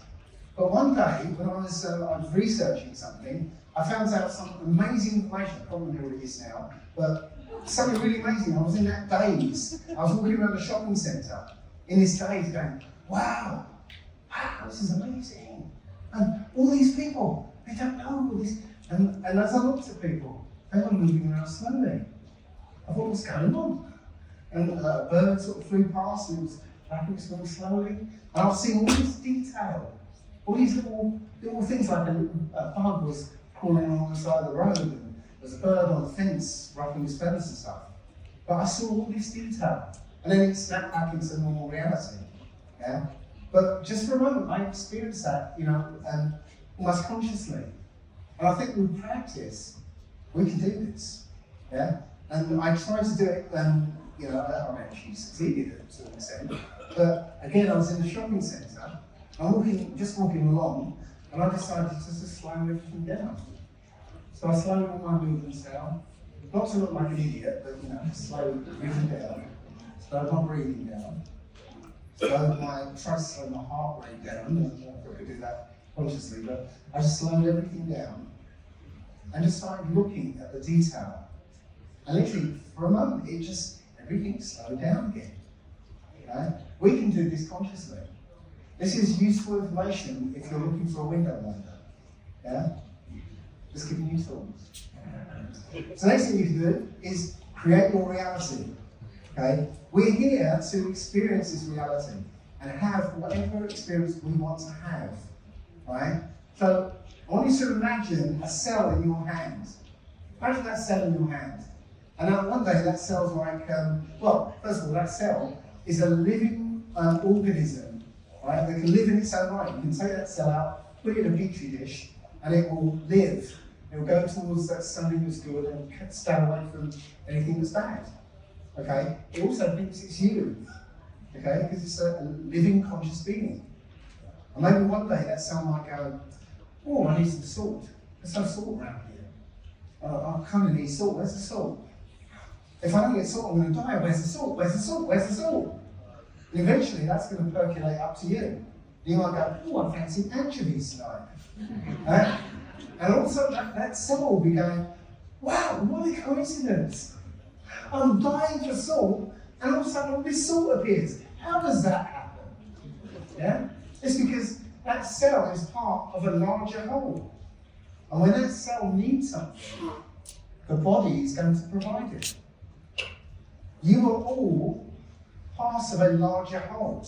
And just like the cell doesn't, this cell in my hand doesn't know what I look like, we're not aware of the larger body that we're a part of. But believe me, if you need something, the body is going to provide it. Yeah? Hallelujah. Sorry? Did you say? Hallelujah. Hallelujah. Indeed. Has anybody ever manifested a car parking space? Yeah. Does it work? Yeah. Yes, okay. I want to tell you how it works in a minute, but you have affected the world by asking for that car parking space. It sounds like a trivial thing, but you've literally reached out with your intention and changed something so that car parking space is empty when you get to it. Okay? It happens also if you decide to buy a car. As soon as you decide to buy a car, you say, I want a red Fiesta, red Ford Fiesta. Yeah? What's the next thing that's going to happen? You're going to see it everywhere. Everywhere you look, you're going to see a red Fiesta. It's not that now you're attuned to red Fiestas. When you see one, there's one. No. Statistically, more red Fiestas are going to start presenting themselves to you. Yeah? It's like, the Most High is going, what about this one? Oh, what about this one? What about this one? Yeah? You are doing this. Now, they've done experiments with random number generators, where they get a meditator to meditate on a computer that's going to spit out a series of ones and zeros. Okay, so if it spits out 1,000 numbers, 500 roughly are going to be ones, 500 roughly are going to be zeros. They get a meditator to meditate on more zeros and ones. When they look at the results, significantly more zeros and ones. But it's not bound in time either. This is the freaky bit. They can get the computer to run a sequence of numbers, seal the results into an envelope without looking at them, and then 10 years later, give it to a meditator and say, concentrate on more ones and zeros. And when they open it up, significantly more ones and zeros, even though it was run 10 years ago. Okay? Has anybody come across this idea of Schrodinger's cat? Like Schrodinger's cat, for anyone who doesn't know, imagine a box that's got a violet poison in it, and there's a trigger mechanism that's unreliable, so you don't know if it's going to trigger or not. Okay? You put that in the box, and you put a cat in the box, and put the lid over it. While that lid is over the box, that cat is in an indeterminate state. It is both dead and alive, because you don't know if that trigger has gone off or not. So it's both dead and alive. It only resolves into one or the other when you look at it. Then you know which one it is. Okay? So we go back to this idea of like a car parking space. Yeah? You want a particular car parking space. Well, let's make it, okay, you're searching for some information, right? Has anybody had this? You're searching for information and then somebody walks past and tells you it. Anybody? Yeah. Okay, so let's imagine that situation. So we've got John here, right? He's gonna be the one asking, for some information, right? And we've got Bob, who's got the answers, okay? Under normal circumstances, John and Bob will miss each other by about an hour in this particular spot, okay? Now let's imagine John is asking a question. So, I forgot to mention this. There's a bit of setup I forgot to tell you. Throughout your life, you have Schrodinger's cat moments, right? There's moments of uncertainty. So when you go to make a decision, right, just before you make that decision, there's this Schrodinger's cat moment. Yeah. So like it could be something important, like if you're going to move or not, or it could be something like, what am I going to have for breakfast? So the choice might be a banana or some cereal. Okay. So in that moment, there's some uncertainty. Normally, in this circumstance, Bob might have cereal. But as soon as John asks this question, he reaches into Bob's timeline, to a Schrodinger's cat moment. What does he have for breakfast? And he affects that. So now Bob has a banana for breakfast, which means he goes to the shops, wherever it is you're going, 5 minutes earlier, okay? And so when you pull up, he's pulling out. Does that make any sense? Have I lost everybody? No, I think this is because the Most High seems to work in the uncertainty. Yeah? This is just like what I'm talking about with a quantum computer. Going back into the past and changing a probability. We can do this naturally. We do it naturally when we ask for a car parking space or say, I want to buy a car. Right? We change probabilities so that the car we want ends up in front of us. Does that make sense now? Yeah? Okay? All we need for this is our focus. Our focus on whatever it is we want. And it's really hard because we're being taught not to have focus anymore. Our attention is split between lots of things. Yeah?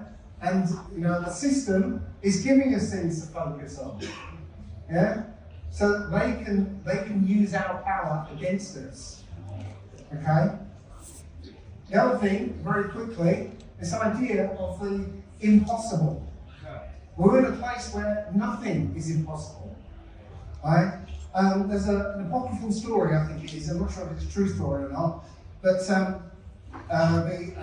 government wanted to build some kind of flying platform that didn't need wings and jet engines and stuff. Okay? And they tried to get some scientists to build this thing, and they said, no, it's impossible. So they got a whole group of different scientists in, and they said, all right, sit down, we're going to play you a film to watch. And they played in this film of a red-haired scientist who got onto this flying platform thing and just got this thing and it started flying around, started doing acrobatics and stuff. It was flying around for a while and then it crashed, blew up, and the red-haired scientist died. Okay? The film ended and this general turned to these scientists and said, right, build that. Okay? And these scientists went away and one group of them ended up building this platform, which was about the size of this stage, and it weighed about 2 tons, and it managed to hover about 3 inches off the ground. Right? They got this thing to fly. Right? Because, I'm jumping ahead. They got this thing to work, and then the general said, congratulations, and the door opened and the red-haired scientist came in. Right? They faked the film to remove the idea of impossibility from the minds of the scientists. And when they did that, now it's possible. Hope that makes sense. Yeah? Right? Because it's the idea of impossibility that limits us. This man did the impossible. He ran the 4-minute mile.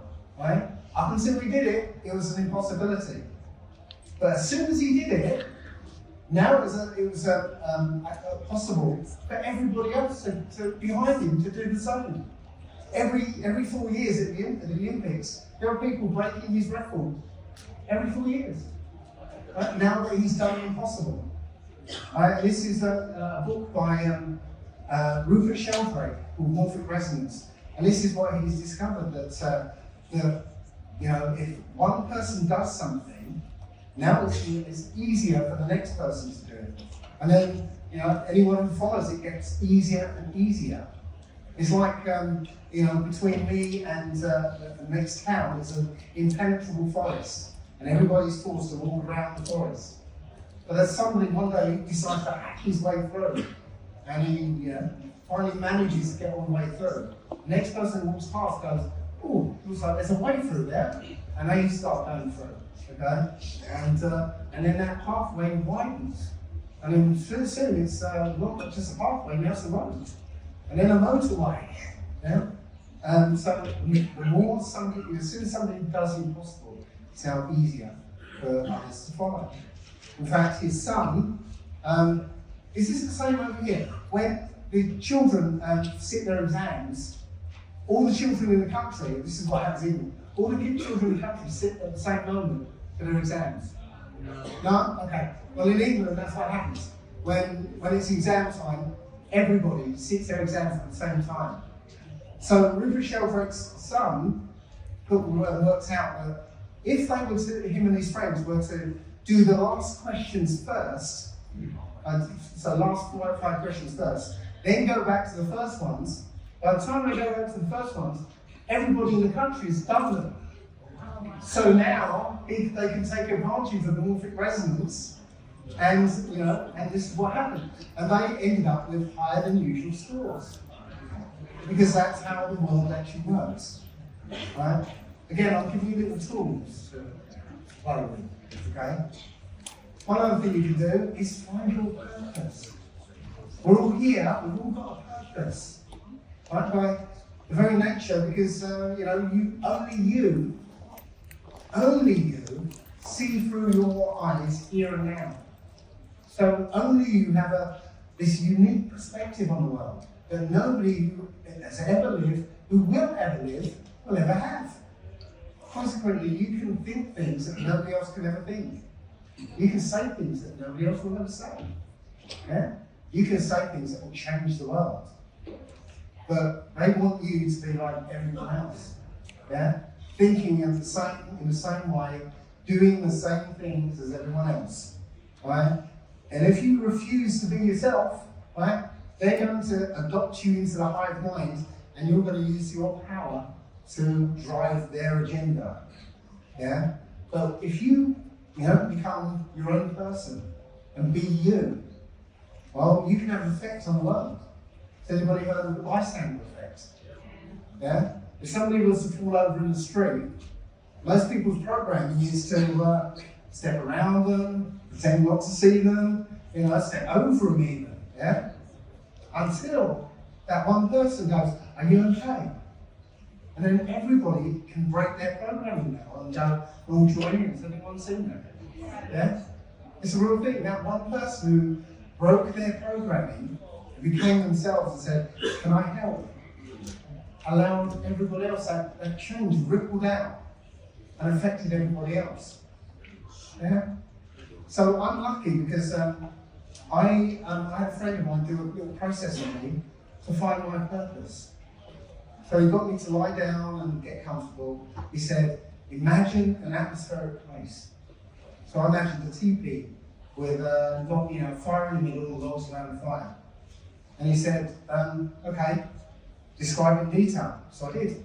And while I was describing it, he interrupted me and said, somebody's come in, who is it? So immediately in my mind, a friend of mine, dressed as an Indian medicine woman, came in and she sat down on the log opposite me, opposite the fire. My friend said, ask her whatever you want. So I asked her what my purpose here is. And without missing a beat, she said, to help and inspire by just being here. I thought, I can do that. I know how to do that. But you know what? I think that's, to one extent, everyone's purpose. Then I was gypped. Yeah? We're all here to help and inspire by just being ourselves. Yeah? The opposite of courage is not cowardice. It's conformity. It's being afraid of being you. Yeah? I said, if you be you, you ripple out your changes, ripple out. Okay? So one thing you can do a process just similar to what I did. So sit down in a comfortable chair.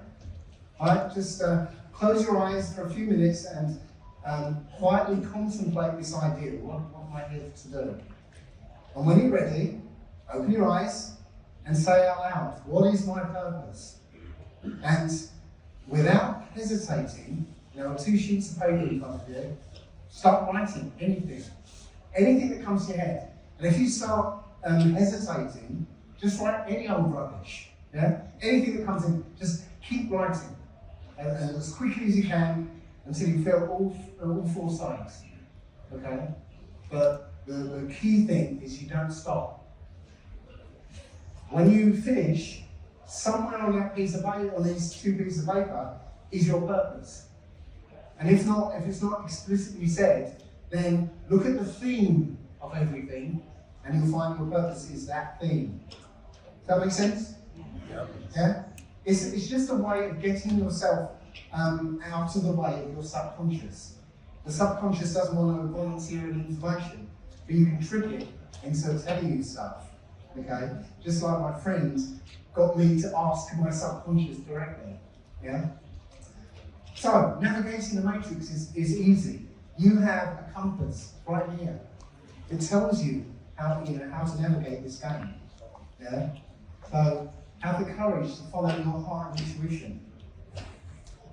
I'm a Firefly fan. Anybody a Firefly fan? Yeah?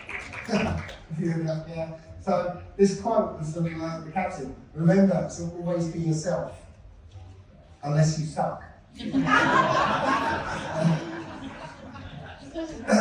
So, they're trying to get us to believe that we live in a cold, harsh, survival-based dog-eat-dog world, yeah? But it's not true. It's a carefully crafted illusion. You know, we're all flat earthers here, so, we live in a terrarium.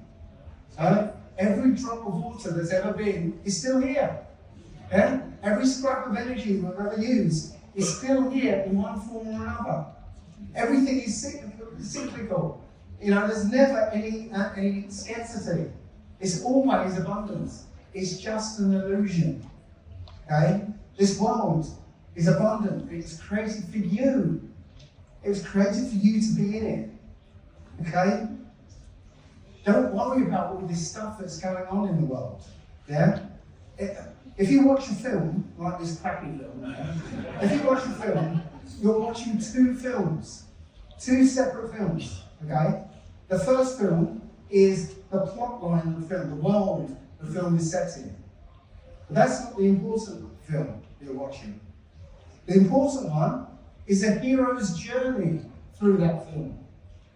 How does a hero navigate that world?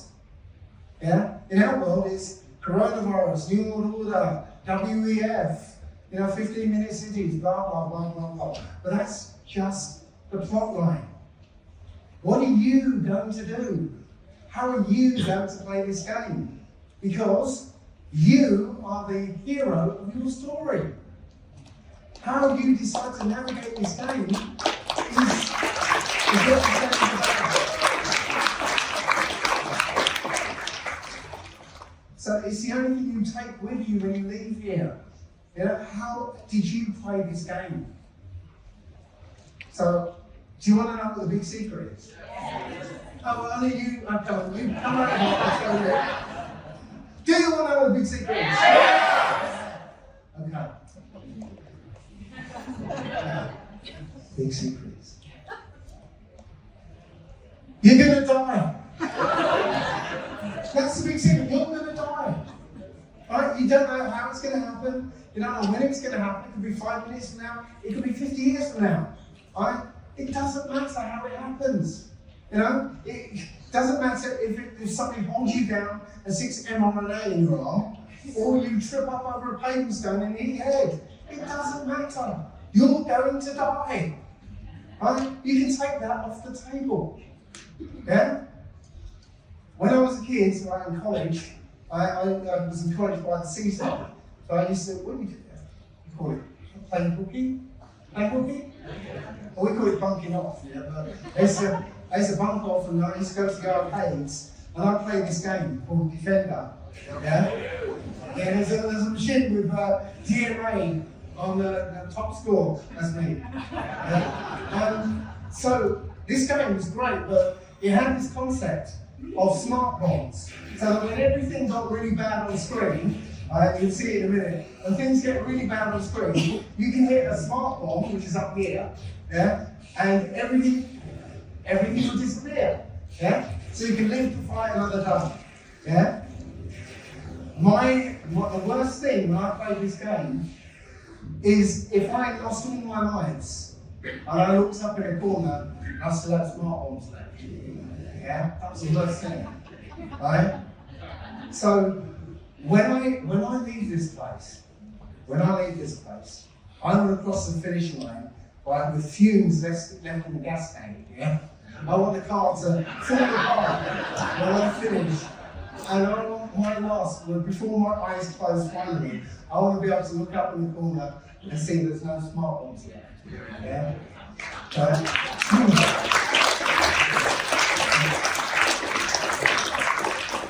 Life is not about staying safe and arriving at the deathbed, yeah, in perfect condition, saying, oh, how marvellous, I haven't got a scratch on me. Yeah? No, it's not about that. Right? It's literally about doing the right thing, even if it costs your life to do it. Yeah?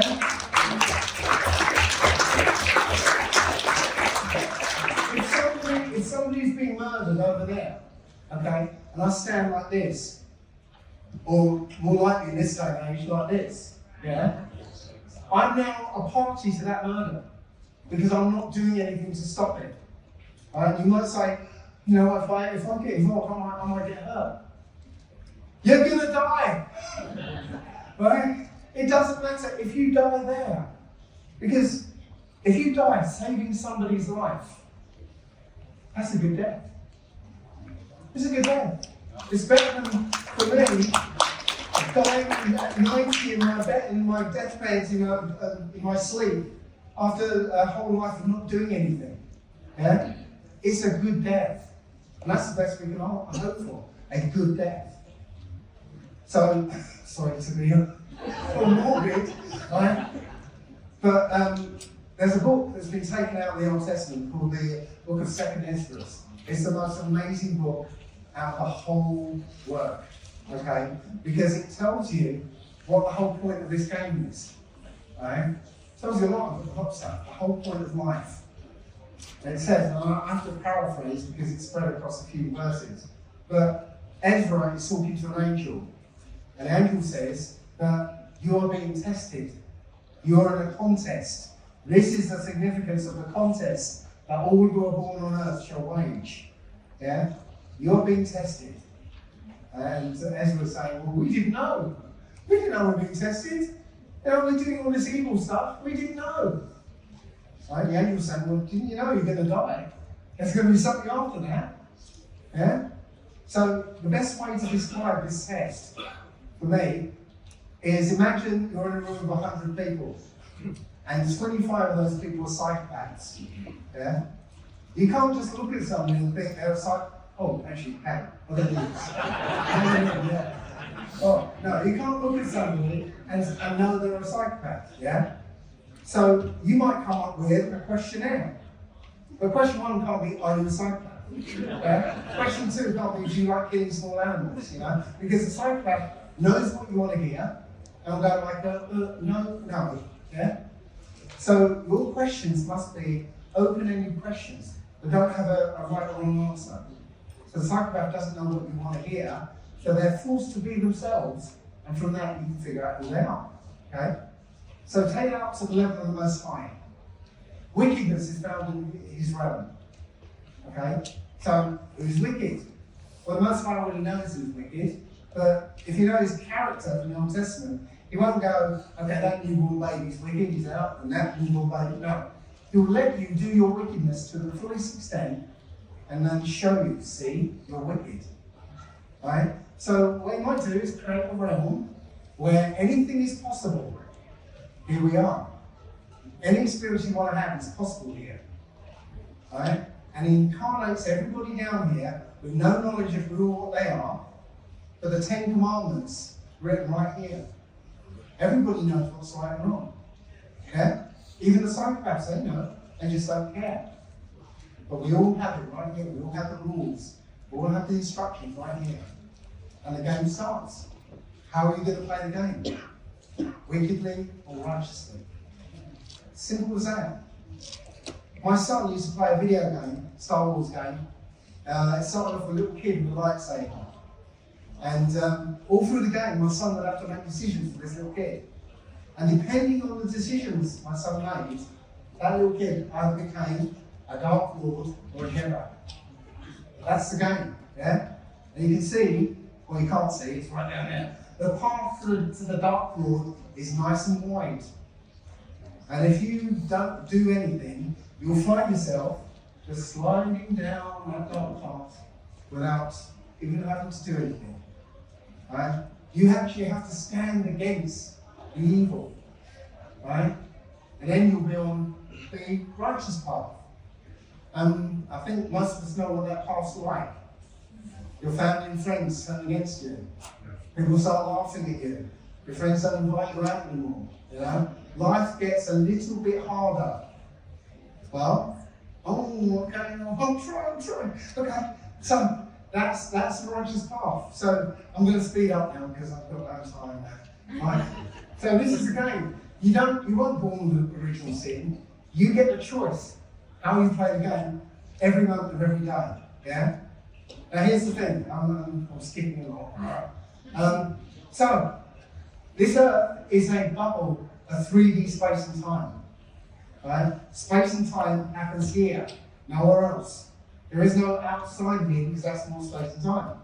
So try and get this, right? The moment you arrive here is the same moment you leave. Because from the perspective out here, there's no time. Yeah? You blip and you're in and out. Okay? But when you're in here, you have time. Okay?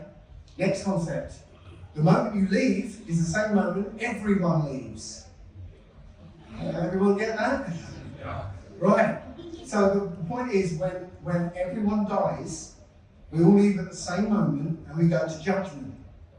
And what judgment is that you stand in front of the Most High and everyone who's ever lived, and you have your life played out for you in front of everyone. Okay? Not just on the screen, but in full 3D sense around, where not only does everybody know what you're thinking and feeling, but if you've hurt somebody, for instance, everyone will know how they're thinking and feeling. So you can't say, oh, I didn't mean to hurt them, because everyone will know you did.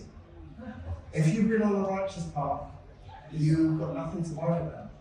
But if you've been on the wicked path, everybody will know. Right? and you'll have to stand in your shame. Okay?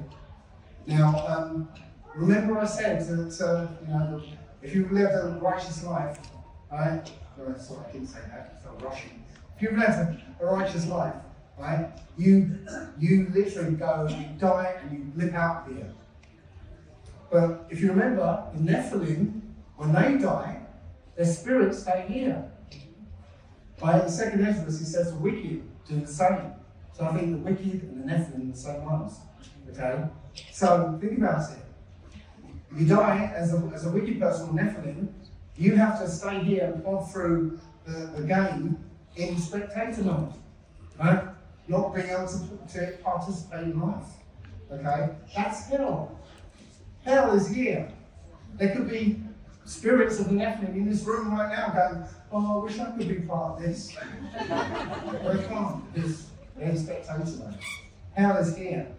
So I was asked, what happens after you die if you're a righteous person?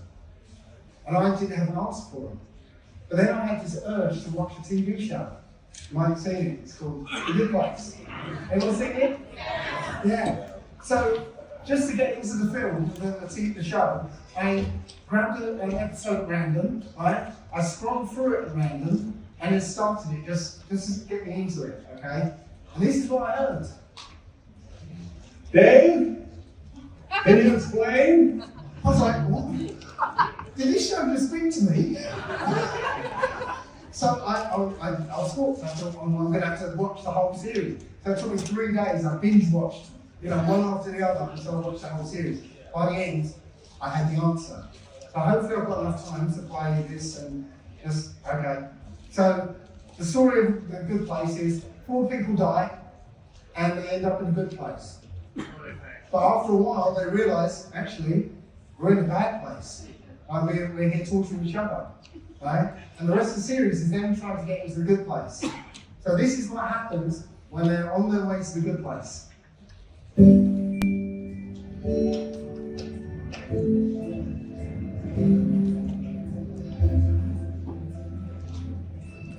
We're finally headed to the good place. It's the meeting of places. I go in. I can say stuff like that again. Are you sure we're going the right way, Jenny? Well, I've never been to the good place before, but yes, I'm sure. Flying puppy! You're almost there. Just a little further. Flying puppies? Dang, Michael, why didn't you pick it up for your neighborhood? These guys are good.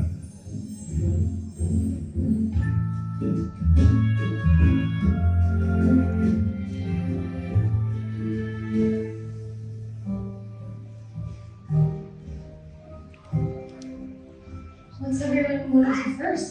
Racing go-karts with monkeys. Sure. It's my lifelong dream. Monkeys are the ideal go-kart opponents. They're funny enough to get the thing, but not smart enough to win.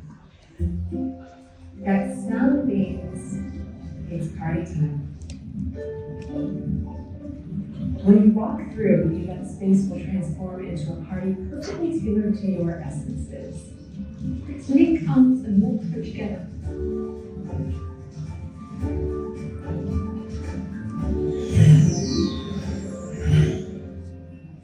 Weird. Oh, this is the Jacksonville Super Suites Hotel Ballroom where I had my prom and also traffic court. See those three doors? You can use them to visit any time or place, real or imagined. Just think about where you want to go and what you want to do and walk on through. So one could walk amongst the dinosaurs or Witness the very first production of Hamlet at the Globe Theatre. I'm going to talk to you German monkeys. See you downstairs. Are you Pet Keisha of Alexandria? Yeah. How's it hanging? Well, it's hanging really well. I gotta say, Want to get a milkshake? I haven't been around movies in a while. They're a little intense. Let's get a milkshake. Yeah, they make a milkshake here that's made out of actual stardust. It's pretty good. okay, yeah. Get a little taste from Patty. Yeah. Let me ask you a couple of questions first. Sorry, it's been so long. My brain is foggy. Listen carefully before I forget how to say this. You gotta help us. We are so screwed. We are? Wow, the milkshake is incredible. Right? This is how I spend most of my time. Sitting in beautiful places, drinking my milkshake. Then you want to tell us we're all screwed? Ah! Damn it! This is the exact problem! On paper, this is paradise. All your desires and needs are met, but it's infinite. And when perfection goes on forever, you become this glassy-eyed mush person. No, because Patty, no! Yes, I'm telling you. I used to be cool, man. I studied so much things. Art and music and the one with the number piles. Well, I'd be like 2 and you'd be like 6. Now? Yes. And then I came here, where time stretched out forever, and every second of my existence was amazing, but my brain became this big, dumb blob. So we finally make it into the good place and now we're just gonna become zombies? Why haven't you told anyone about this? About what? Dude! Here's for any others, right now. There's math on my shirt. Come on! Is it an S or a map? Hey guys, having fun? Great. So, little update. The good place is a disaster. Everyone here is a happiness zombie, and no one is doing anything about it because by the time they realize it's happening, everyone is too far gone to care. We're in paradise. Surely some people here are enjoying themselves. Hey guys, I'm back. So according to Monkey's got 40 really fast. It did? Damn. Jason, your lifelong dream got old that quickly? I mean, monkeys and crocodiles was fun for a while. And then I just kind of wanted to hang out with you guys again. Okay, that's it in a nutshell. Because you get here and you realize that anything's possible and you do everything. And then you're done. But you still have infinity left. This place kills fun and passion and excitement and love till all you got left are milkshakes. Well, I have a solution. Remember what I said to you when you were going through your midlife crisis, one area red convertible phase? You look so stupid. After that. You said that every human is a little bit sad all the time because you know you're gonna die. But that knowledge is what gives life meaning. The way to restore meaning to the people in the good place is to let them leave. Leave and go where? This is the last. Oh. Hi everyone, can I have your attention please? Hi, my name's Eleanor Shellstrop. Hope you're having fun. I guess you don't really have fun anywhere, which is the point. It doesn't seem like this is paradise for you. You've basically been on a never-ending vacation. And vacations are only special because they end. So we have an idea. We're going to set up a new kind of door, somewhere peaceful, so that when you feel happy and satisfied and complete, and you want to leave the good place for good, you just walk through it, and your time in the universe will end. You don't have to go through it if you don't want to, but you can.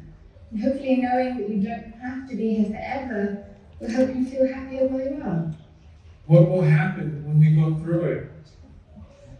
Well, we don't really know exactly. All we know is it will be peaceful and your journey will be over. You led great lives. You earned your place here. So stay here as long as you like. Use the green doors to see and do every single thing you want to see and do. And when you're ready, walk through one last door and be at peace. Does that sound good? Heaven is here. We come back here to restore Earth, and we get to have whatever experience we want to have, real or imaginary. When we've done everything that we can ever think of doing, anything we've ever wanted to do, when we're done, we give up our individuality, we give our experiences to the Most High.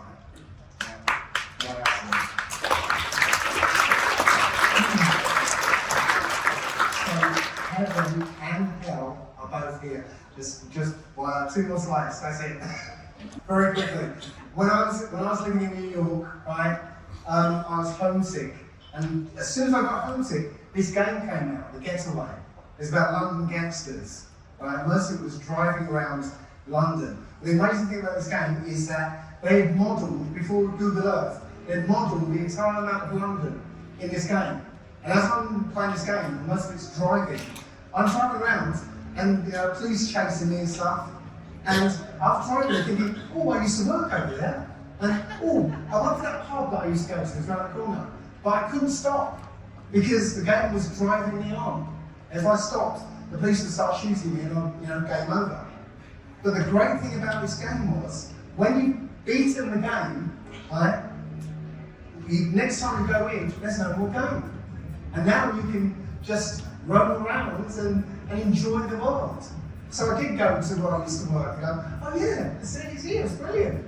And then I went to the pub that I thought was around the corner. Yes, it was, and it looked just like I remembered it. Yeah?